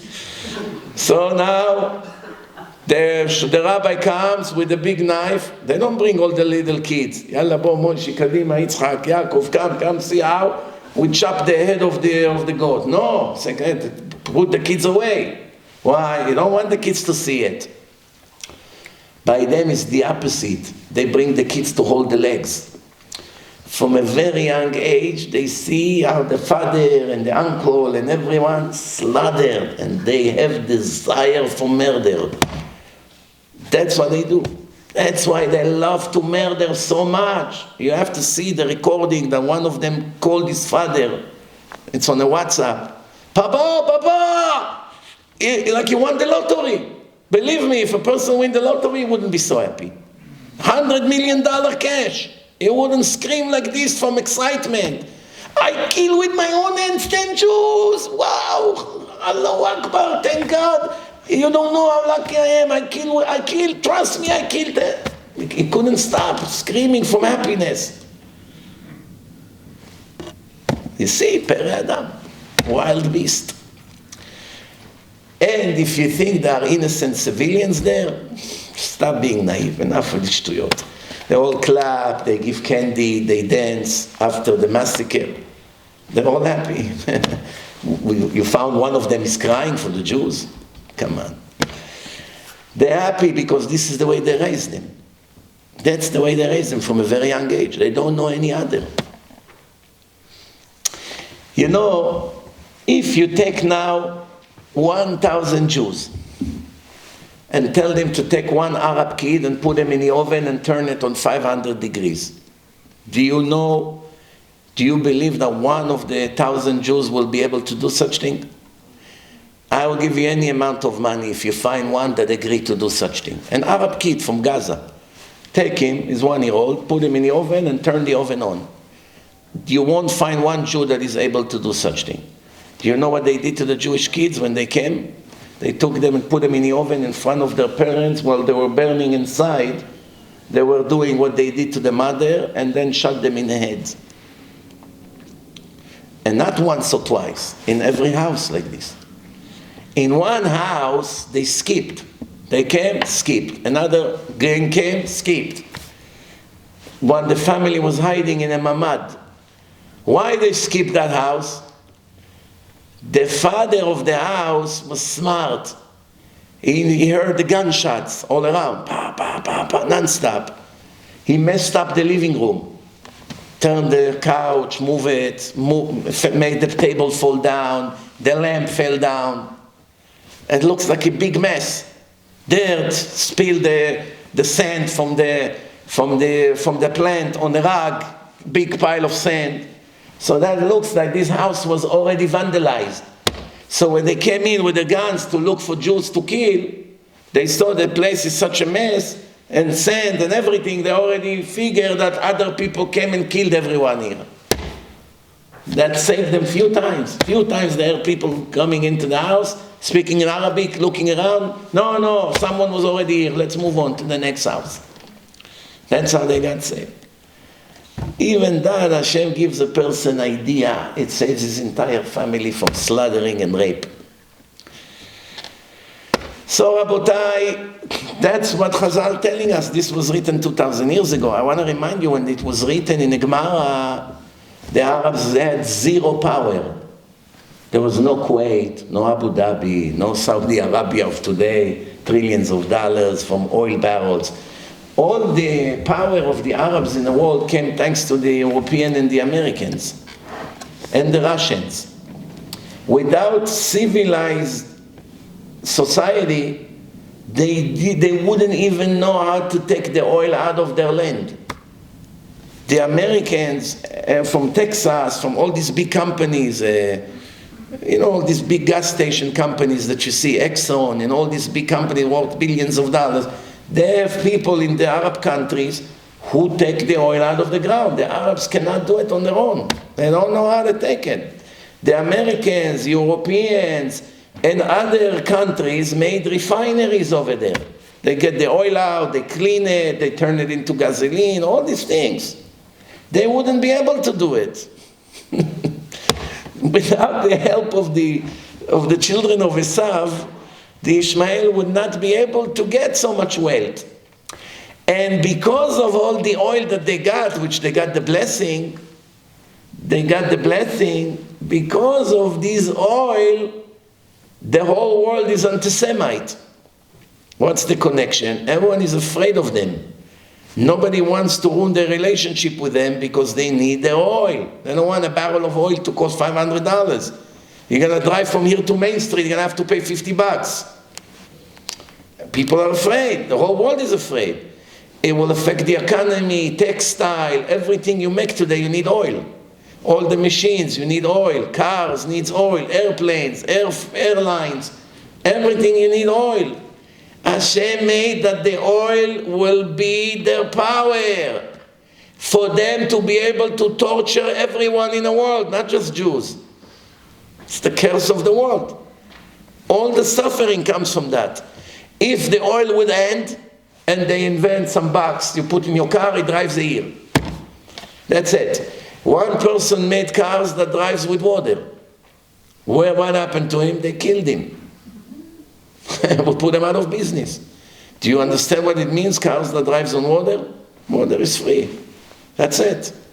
They sell now a barrel of oil, $80. It used to be 120. It would be a penny. Do you remember in Corona that the barrel of oil went to minus $30? Minus $30. Do you know what it means? You have a barrel of oil standing, millions of them standing in storages or in boats in the middle of the ocean. They ask you, please come take it. For every barrel you will clear from the storage, we will pay you $30. Do you understand? Now you pay $80 for that. $110 difference. Why is it? Because Hashem wanted them to be powerful. All the money to terrorism come from where? From the oil. From Iran, from Qatar, from all this, Saudi Arabia, all the oil. Take away the oil from Iran. Take away the oil from Qatar and from Abu Dhabi and from all these places. They are worthless. Nobody would ever look at them. No one will care about one Arab in the world, bichlal. Hashem did such a trick that yado bakol v'yad kol bo. Every item in the world, they have a piece in it. You see this table? Without the Arabs, you wouldn't have it. You see this rug? Without them, you wouldn't have it. You see this microphone? Without them, you wouldn't have it. You see these books? Without them, you wouldn't have books. You wouldn't have Gemarot. You would not have printing rooms. How do you get electric? You need oil. It creates electric. Every item in the world, even a plastic cup, without the oil, you wouldn't have. How did Hashem design the world? That you cannot live with them and you cannot live without them. Without them, you wouldn't have one building in Israel. All the buildings in Israel they built. There's not one building in Israel, one house that they didn't build. Now I hope the Israeli government will be smart enough to say enough is enough. They'll bring Thailandies and Chinese. Why do you think they killed the Thailandies and they kidnapped them? What do you have to do? You see, he looks Chinese, he's Oriental, you know he's not a Jew. He's a worker in a farm. Why they kidnap 30 Thailandies and few Chinese? What's the point? To make sure no Thailandi will ever dare to come work in Israel and steal their parnasa. That's why they're not even releasing them. They don't have a fight with Thailand, Gaza. Thailand is voting for them all the time. But they keep the prisoners. Why? That no one from Thailand would agree to come to work in Israel. I could bring them hundreds of thousands of workers from India for 1,000 shekel a month. Do you know what the 1,000 shekel a month is? $300. I spoke to a minister in a government. I spoke to him on WhatsApp.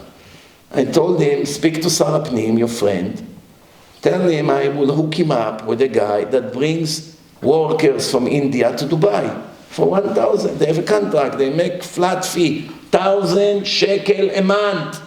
And they work 10 times better than them, and you don't have to worry, they won't murder us. They refuse. The Israeli government refused. Leave it for now. It's not a priority. All the construction sites are all vacant now. They can build. Do you know how much a house in Israel would be if you're not going to have workers? Do you know what's going to happen now? People who already bought a house in Israel, if the situation will continue like this 5-6 more months, every house that right now is $2 million will jump to 4. Jump to 4 million. Won't be able to get a house. And you won't even be able to rent a house. Everything will be taken. That's why those who already bought a house in Israel, they are very, very lucky. Very lucky. As dangerous as it is, it may be much more dangerous here with the anti-Semitism here. You know, I heard that they put a grenade in Lakewood, in a place of a yeshiva. They attach a grenade. Also in Montreal. Montreal is full of Arabs. Full.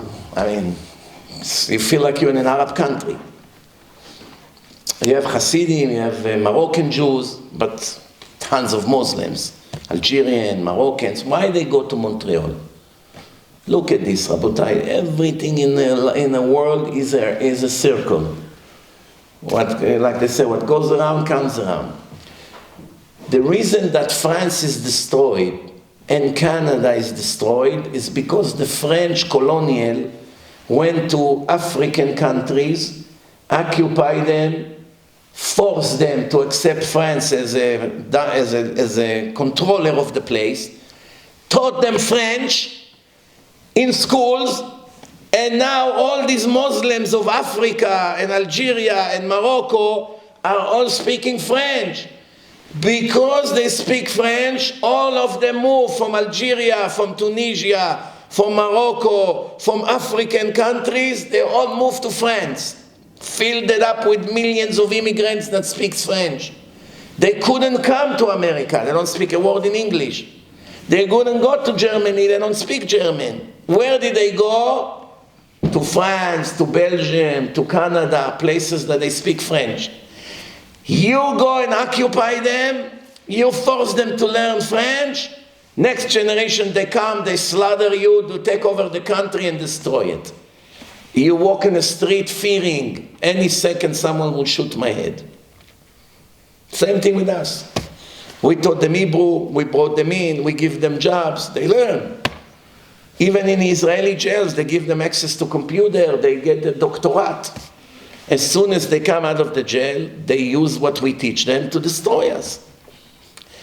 Yechir Sanwar, Imach Shimo, the one who is behind all this attack, was already dead man. The Israeli took a growth out of his brain. He had cancer in his brain.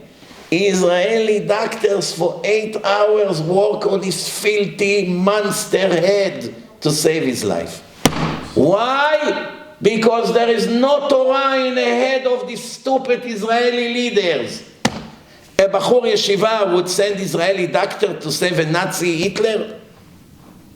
What normal guy would have Adolf Hitler on a table that have cancer in his head and fight to save his life?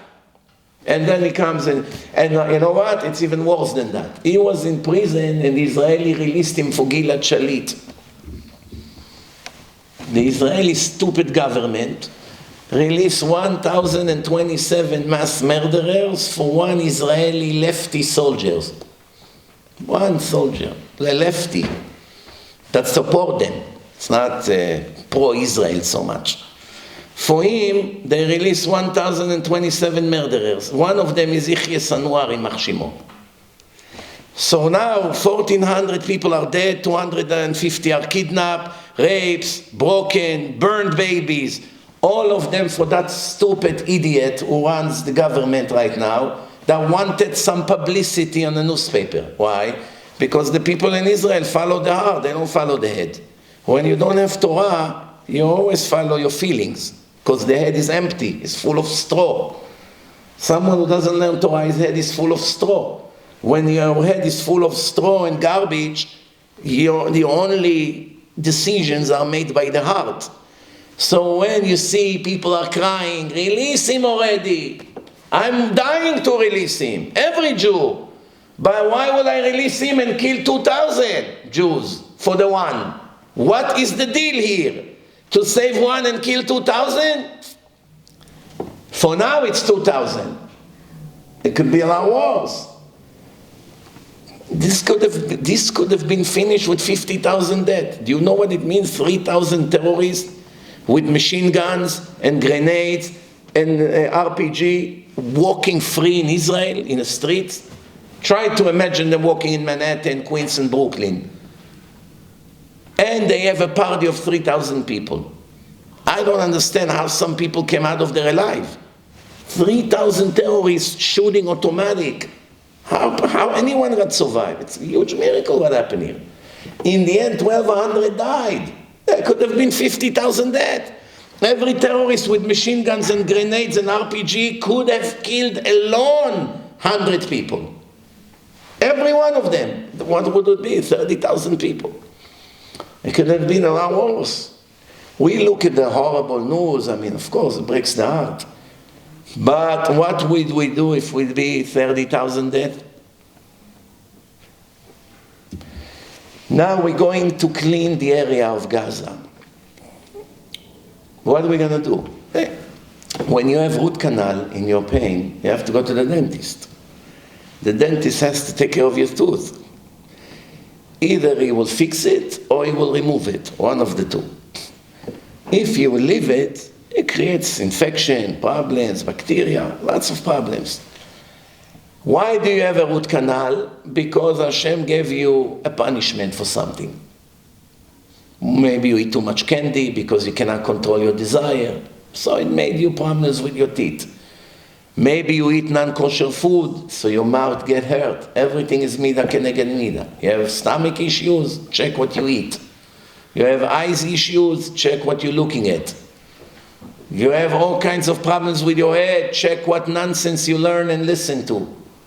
You have problem with your ears, you listen too much to Lashon Hara or to heresy. Your legs hurt, you go to places you're not supposed to go. Technically, everything is midah keneged midah. You're born blind, there's no defect in Hashem's machine.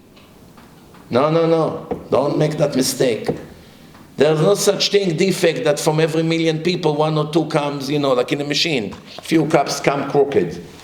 It's machine. Machine have defects. By Hashem, there's no defects. Everything is a planned defect. If Hashem decided this baby will be born blind or deaf, it has to be something from his past life.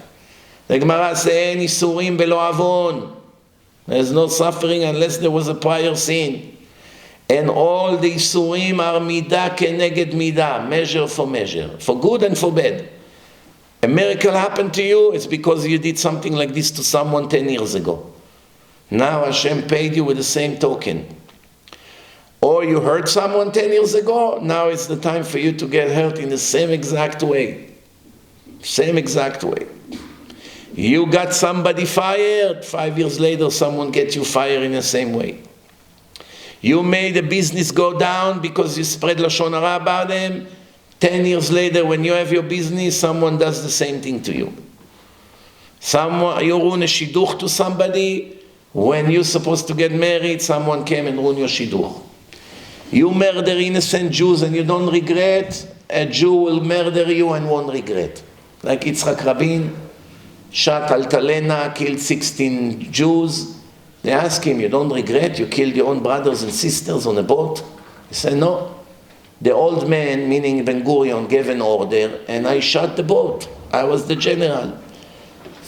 Many years later, Hashem sends a guy, shoot him, kill him, and they ask him, do you regret? No, not only I don't regret, I regret I didn't kill Peres also. So they told them, the murderer, we will give you benefits. Apologize, say that you regret. We will give you some vacation, you'll see the sky, you'll be able to come out of your room, You will have access to other prisoners, you will have a TV, radio, like other prisoners. I said, no. I will not regret 30 years. Until now, they ask him, you willing to apologize? No. Akol midah keneged midah. Who makes his heart stiff neck like this? What kind of a fool? Regret. You have computer, you have things to do. Right now you're locked in a cage. I don't regret. They locked him. He doesn't have access to anyone. He doesn't speak to people, no one. Alone, 30 years in a cage. But Hashem decided he should get married. So one woman from Belarus, religious woman, all of a sudden decided she needs to marry Yigal Amir. They tell her, you crazy? He's the most hated person in Israel. They constantly spill poison on his name, non-stop. They educate the kids to hate him. He's the monster who killed the prime minister. Why do you need a headache for? No, I must marry Yigal Amir. She goes to jail, she marries him. A year later, they have a boy. Guys from my yeshiva, they sometimes come to me broken. I don't think I'm going to get married. I'm here 5 years. Nobody offer me shidduchim, barely here, barely there. So I say to them, tell me, who has a higher chance to get married? You or someone who locked in a cage and the media constantly make him a monster? Even if you like him or admire what he did, you're afraid to say it. Why? Because right away they'll look at you like another monster. You burn your name. You're afraid. It's like people in college, they're afraid to say that they are Trump supporters. Their career will be over. No professor will pass them any test. All the lefty liberals will constantly hate them. There's no way. By the way, I want to tell you, if I was a Jewish student, now in a college, all Jewish student has to file a lawsuit against their universities. There's one good thing about this country, the court is very strict with racism. There's one good thing about lefties, that they make the rules against racism very strict. They are all racist, don't get me wrong. All the lefty judges in Tel Aviv, if they see a guy from Sudan comes to their pool, they won't go into the water. But if you're going to say something against that Sudani, they're going to put you in jail or make you pay a fine. This is the hypocrisy of the left. But at least there are rules here in America that if someone attacked you because you're black or a Jew or Chinese or whatever the case may be, you have a huge lawsuit. And there are hundreds of thousands of Jewish students. You know, Jews, they invest very much in education. I'm sure that almost every Jew in every university was attacked in a racist attack, anti-Semitism, guarantee.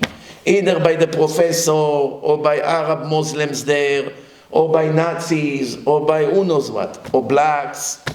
There are people who don't like Jews. Do you know what the lawsuit it is?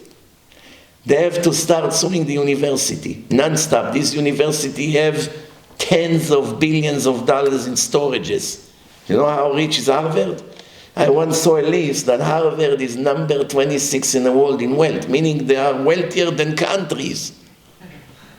And you still have naive, foolish Jews who donate millions of dollars to them. For what?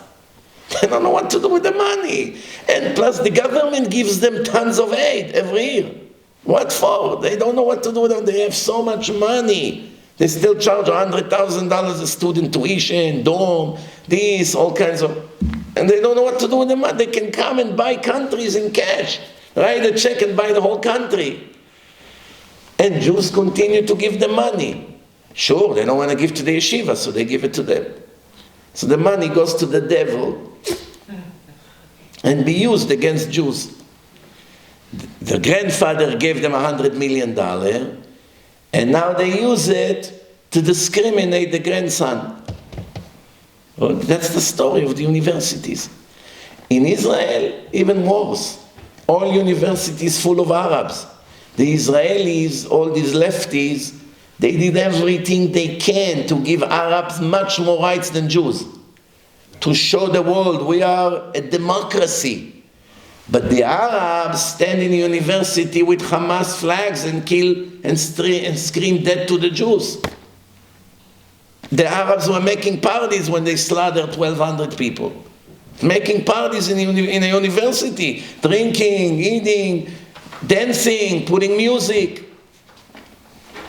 If it was up to me, I would pass a law that every citizen that is not loyal to the country immediately loses citizenship and all rights. Cannot open a bank account in Israel, cannot get medical help, cannot give birth in Israel, and cannot stay in Israel. I will make his life hell. He wouldn't be able to survive a week. Come to the bank, I'm sorry, you're on the blacklist, get out of here. What happened? You're a traitor. That's the language they have to understand. Don't get me wrong. It's in the end, it's all from Hashem. Hashem is doing this to us. Our enemies are rising and we are sinking. It's written in Parashat Bechukotai. Just because it happens to us, the first reaction should do tshuva. Fix our hashkafa, our horrible ideology. But that's not enough. We also have to do ishtadlut. If every one of us was Rabbi Akiva, Rabbi Shimon Bar Yochai, in a very high level of confidence, we would not have to do anything. Just sit and learn and ignore what happens. Hashem, we are in your hand, we're not worried. Unfortunately, we're not in this level, so we need an army, and we need training, and we need money. Why? What does not come through the head, come through the legs. That's a sentence in Israeli army. מה שלא בא דרך הראש, בא דרך הרגליים. When I came to the army first day, the guy said to me, Mizrahi, you see the tree there on the hill? You have 60 seconds to run and get me a leaf from the tree. Ready? Go! That was the first day. I didn't know that much about the army. So Mizrahi is taking his time. A wise guy. Like jogging. He said, Mizrahi, you're playing with fire. You have 20 seconds left. Who is he to tell me to run? I arrive after 80 seconds. Mizrahi, first day on the job, already messing up like this. Tov. You don't want to learn the easy way. We will teach you the hard way. Take this pakal, put it on your back. It's 1 ton. You know how heavy it is? The walkie-talkie, the big one for the whole thing. Put it on your head with a big antenna. You're going to run from now until 2 a.m. around the base. 2 a.m. It's only evening. 6 hours of running. 60 seconds if you do it, you would be able to sleep well tonight. You don't want to learn the easy way from the head? We will teach you through your legs. That's what you have to do to your enemies. They have to feel that it doesn't pay for them to kill Jews. They see the weakness of the Jewish lefty government, these fools, all the judges in Tel Aviv. They laugh. We never had such a stupid enemy. We kill them and they fight for our rights. I want to tell you something. Arabs are not afraid from death penalty. They brainwash them that they go to heaven if they kill Jews. So why not to go to heaven faster? Why should they wait until 80 years old? You send them to heaven age 20. They wait for that. But there's one thing they cannot stand. That's a killer for them. A killer. The biggest punishment you can give them. What is it? Who knows? Pig skin. Embarrassing. Pig skin, there's no Israeli politician who will agree to this. I told one of them, and he spoke about it on the news. I told Smotrich, told him, pass a law that every one of them will be buried in a pig skin in an unknown place in the desert. He spoke about it the next day on the news. And actually got a good comments about it from a lot of Israelis. But of course, you're going to find an Israeli lefty judge who will approve such thing? Come on, don't be Don't be too optimistic. I want to ask you a question. What is their number one killer? If you do it to them, they go crazy. What is it? You take away their land. For land, they're willing to do anything not to lose the land. Not only that, even if they occupy a city for 1 day in Spain, 1 day, and the Spanish kick them out, they already have a belief in the religion. Since we were in charge of this place for even 1 day or a week, it belongs to us forever. We must get it back. Until now, they say that Spain belongs to them. The Muslims, they occupied places of Spain hundreds of years ago. The Spanish kicked them out. Spain belongs to us. So every place they lived, it's ours.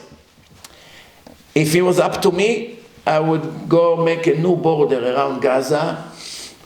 You will never get it back. That's it. It's a part of Israel from now on. Find yourself a place to live. Make sure there's not one building left there. Knock down all the buildings. It's a vacant place. That's it. No one lives there. Empty. Make a new border. Put soldiers everywhere. Where? We want to come back. You can't come back. Where are we going to go? Go to Jordan, to your brothers. Go to Egypt. Go to where you came from, to Iraq, to Saudi Arabia. Go to Iran. They're so nice to you. They give you money. Let them make you a place to live. But the whole world will come against you. That's when you need emunah in Hashem. We're not going to surrender. We do not give back to people who shoot missiles at us. We don't give them the land back. That's it. We don't want to die. Why should we die? You want to die? Give them a place by you. They'll shoot rockets at you. Good news is that today they use the laser gun for the first time, officially. You know what the laser gun is? It's a miracle. There are missiles that if they fall in Tel Aviv, it can knock down 10 buildings in one shot, one missile. Size all the way from here to the door. Scud missiles, full of 1,500 kilo of explosive. Do you know what an explosion it's going to be? It can kill 1,000 people in one shot easy, without a doubt, bichlal. And the damage could be over $1 billion right there. Hezbollah has thousands of missiles like this. They shoot at us missiles right now, but they shoot the little ones that they have. They don't want Lebanon to be destroyed again. Remember, we already destroyed Lebanon once. The Lebanese are putting pressure. Do not get us into this mess again. Lebanon is already complete, is finished. You want to bring us another 10,000 buildings to be destroyed now? So because of that, they shoot small missiles. But today they shot one big missile. They knocked down a whole building, a whole military building. One missile, boom. And it wasn't one of the big ones. It's the mediocre one.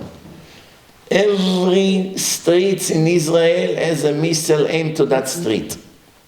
Every street can go all the way from Hezbollah to Eilat, almost to Egypt. For 20 years, the Iranians send them every day, missiles, non-stop. For who these missiles are? For whom? They're not going to shoot it at Syria. It's all for us. Same thing Hamas. They make rockets, homemade. But they're going to have a very big surprise soon. All of these missiles will go down the drain. Why? You have the laser gun.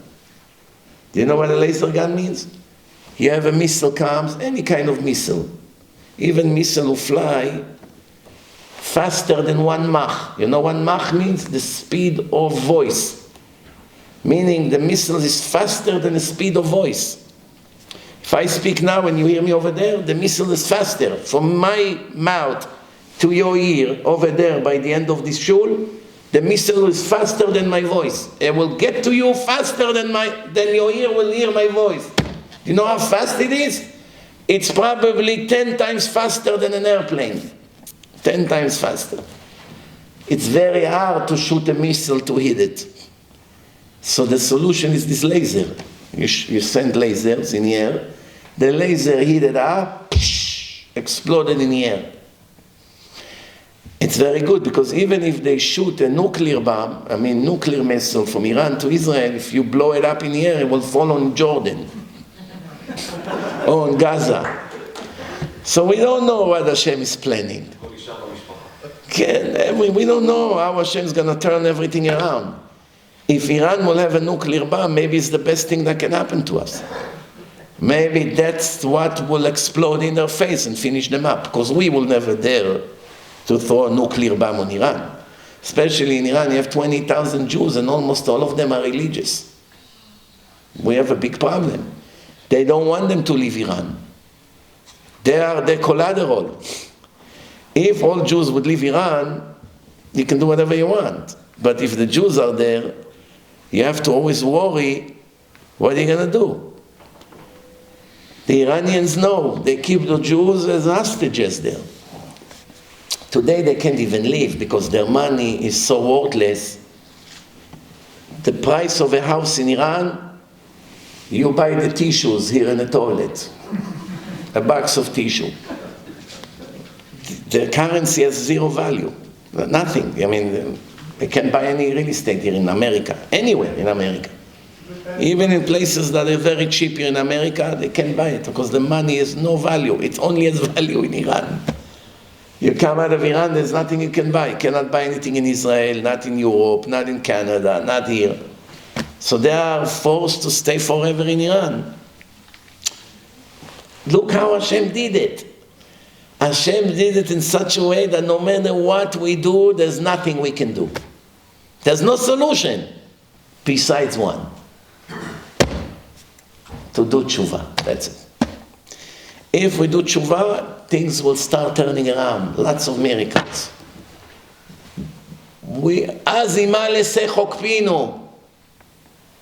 The pasuk say there will be time that we will be laughing, like crazy. Schok, running in the street, laughing, screaming from happiness. You know what rina means? Not just happiness. You're so happy, you sing. You sing. You're happy and you sing. That's what happened. Sometimes you're happy internally. Sometimes you're happy from the outside. Sometimes you're so happy, you run. You dance. Gila, it's dancing. Rina means singing. There are many ways of happiness. We'll be laughing like crazy. Someone begins to laugh. What happened? What happened? Begin to sing. Something good happened. He just got engaged. I want to finish, Rabotai, saying, he just got engaged. It's a good joke. There was a rabbi in Italy. His name, Rabbi Yehuda Aryeh Modena. He was such a good speaker in Venice, in Italy, that even the Goyim would come to listen to his speeches. He was a great speaker. The Goyim would love it. Speak perfect Italian. He was a high-class person. And he was very big in Torah. On one of his speeches, he said, according to the Tanakh, the entire 24 books of Judaism, the word bekachto means as he took. ויהי יצחק בן 40 שנה bekachto et Rivka. Yitzchak was 40, Rivka was 12. When Yitzchak took Rivka to be his wife, he was 40 years old. Rav Yehuda Aryeh Modena says, how many times you have the word bekachto in a whole Tanakh? 24 books of Judaism. This word appeared only 2 times. One here, and another place it's written, in another place it's written in a book of Jeremiah, chapter 40, verse 1, bekachto oto, vehu asur ba'azikim. as he took him when his hands are handcuffed and his legs. Rav Yehuda, Ari Modina, say to the people, what's the connection between the two verses? In one verse, he talks about a man find a woman and marry her. In another verse, he talks about someone put handcuffs on your hands and on your legs. And these two psukim appeared only twice in the whole Tanakh. It shows that there is a connection between them. What's the connection? When you get married, you put your hands in handcuffs and your legs in handcuffs. Moshe, you didn't change the diaper. Moshe, I'm alone here. How long you stay in yeshiva? Moshe is supposed to drive me to Costco. I didn't sign for it. You didn't buy me anything. You didn't remember my birthday. Honey, we celebrate Jewish birthday. No, by me it's both.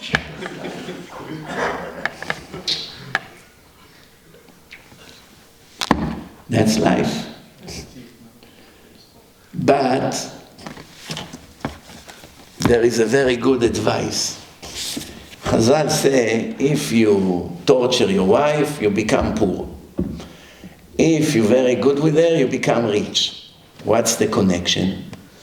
The Zohar, the Kabbalah is teaching us that in heaven you have a tree. You have the Gaza, the stem, then you have the branches, and from the branches you have leaves and fruits, but everything is connected to one root. You have the branch, and it's holding hundreds of branches that are coming out of this tree. And on the branches, you have, 20, 30, 40 small branches coming out, mini ones. And on the mini ones, you have leaves. But everyone knows if you cut one branch, you take it out, it has a lot of small branches. The women and the money comes from the same branch in Shamayim. There's a direct connection between the woman you're going to marry to the money you're going to make from the minute you got married. It's going to affect and make a big impact on your income, or for good or for bad. For instance, if your wife is very not modest, every time she walks in the street the way she dresses provocative, you lose a portion of your annual income. She's supposed to make $1 million this year. She walked outside in the street. People look at her. She's happy to show her body to Tony, to Ahmed, to Vinny, to Bruce Lee. Every time someone looks at her, it costs you something. $10, another 10, another 20, another 30. No joke. By the end of the year, you made 50,000. Rabbi, can you know any gmach to help us out? Why, you have such a good business, what happened? Don't ask. I invested some money and the people don't pay, it's very hard time. Of course, his wife is not modest. Destroyed his parnasa. If it's the other way around, increase the parnasa. So the question is now, why the Gemara say if you make your wife happy, you become rich, and if you torture her, it makes you poor? Takes away your blessing. Why? What's the connection? I'll finish with that. When Hashem saw Adam and Eve eating from the tree, each one of them got a curse. Adam got a curse, בזיעת אפיך תאכל לחם. You're going to sweat very much to bring bread to the table. Your life should have been paradise. You didn't have to work very hard for the money. I would feed you in a miraculous way. Nobody has to work, to sweat, stress, problem, unemployment, fighting, court cases, traffic. None of that was a part of the plan. You didn't listen to me. I told you not to touch the food. You ate. You're going to suffer for eternity. From what? Arura adama ba'avurcha. The land is cursed for you. Very hard to grow, to take care of the wheat, the barley, to cut it, to carry it, to make bread. Wow, so much pain. Everything should have been ready for you from Shamayim. Now you're going to learn the hard way. What doesn't come through the head, comes through the legs. Arura adama ba'avurcha. The land is scarce for you, and it will be full of worms. You take one leaf of lettuce, you look with a magnified glass, 50 worms. 200 worms sometimes. Crawling. Wash it with a brush, this, put it in salt water, soap water. What's all this headache? Broccoli you cannot eat. You have to cut the flowers from the top. There's no way to clean it. Parsley, this, that. Oh. Many people don't eat vegetables. They're afraid, all these greens. Or they pay 6 times more. Gush katif, special, growing on beach sand, growing in water. What's all this headache for? Cares. The averot makes worms goes to all the food. And every worm is 5 sins from the Torah. A person eats Caesar salad in a diner, 500 steaks of pork in one Caesar salad. At least 100 worms in one salad, at least, if not 500. Each worm is 5 isurim at Torah. 6 isurim. Yehoshua fixing me. 6, I think, if it flies. If it flies, it's 6. If it crawls, it's 5. But we'll check. So, do you get the point? So what's the connection? Hashem say, the woman got 3 curses. They are all connected. It's actually one. One is the 3. She is going to suffer very much in a pregnancy. 9 months, wow, back pain, sweating, vomiting, all these things. It shouldn't have been that way. Then when she gives birth, she screams, she cares, she want to kill anyone around her from the pain. And then 18 to 20 years to raise the children, not knowing what will come out of them. Maybe you have another Adolf come to the world, you don't know.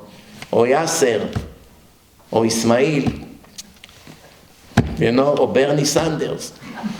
You put your life into that kid.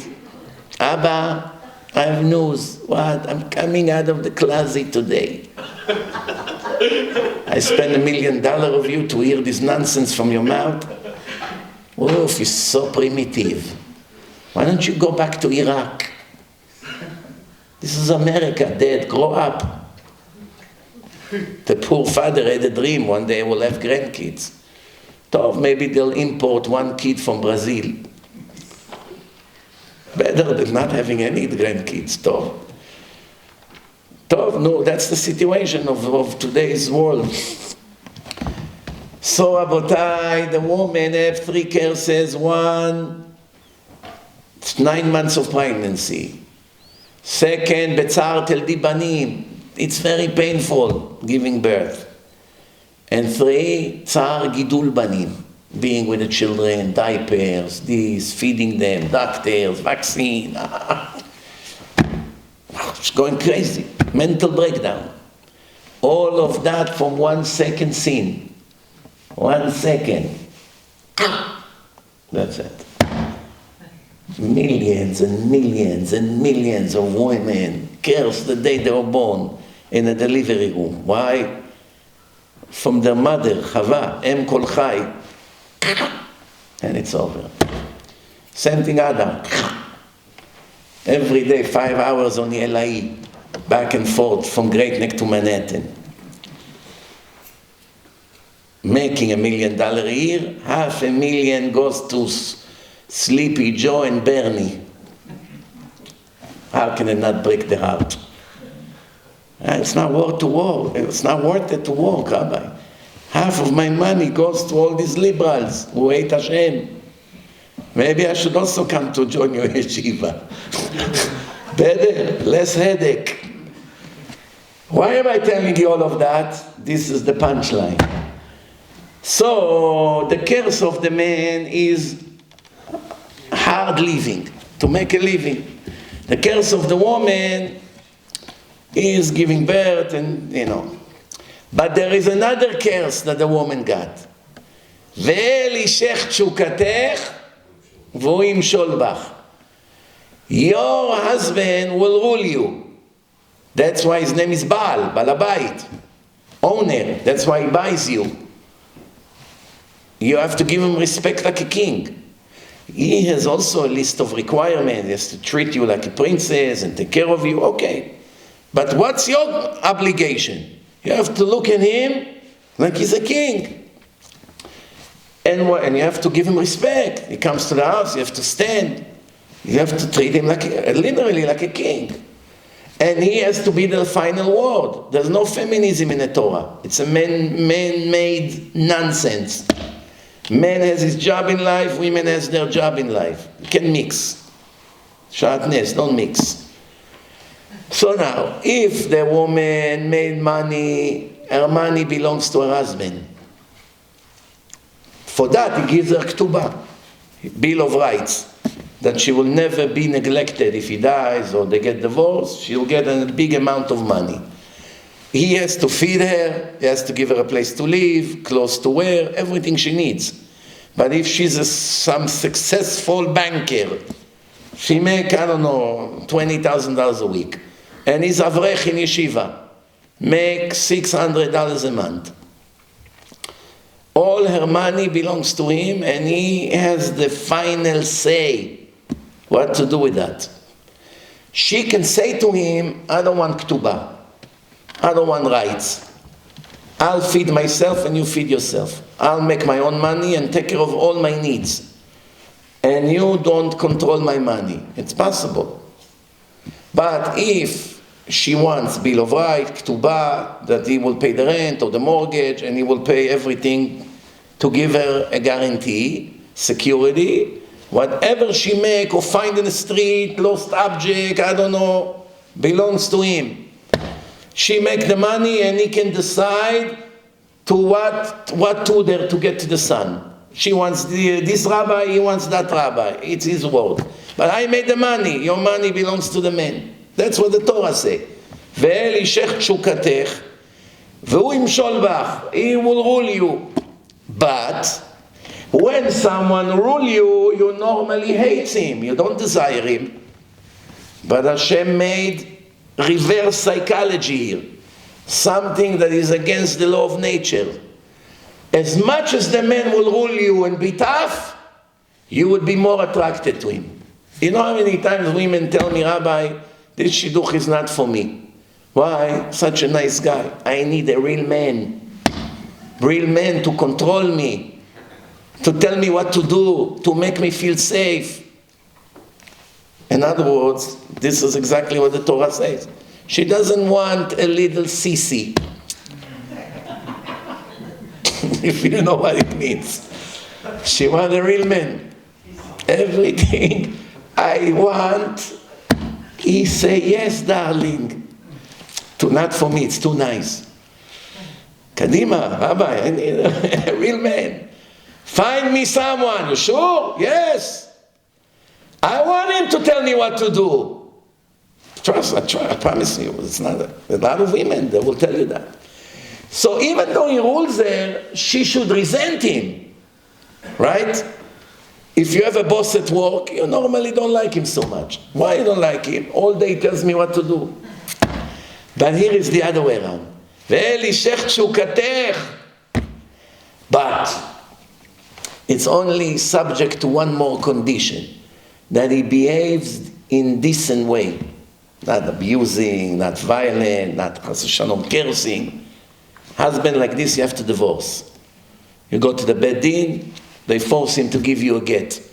You don't have an obligation to live with a monster who beat you up. If it happened one time, you have the right to decide to forgive or not to forgive. Second time, that's it. Third time, chazaka already. There's nothing to talk about. Some people are violent. They can't control their anger. They use their hands or they do other things. Can't live. The Torah doesn't want you to live with such a monster. It starts with punches and ends with a murder. But Rabotai, now comes the punchline. The Torah says, listen, if you are nice to your wife, you don't rule her too much. You let go. Buy yourself what you want. I'm not checking the credit card bills. What couch you want? This one, it costs 3 times more. Make me happy, Moshe. Yalla. You're happy, I'm happy. Easy going. Gives her a break. Because he makes her happy, he takes away from her cares. What's her cares? Your man will rule you and dominate you, right? He let go.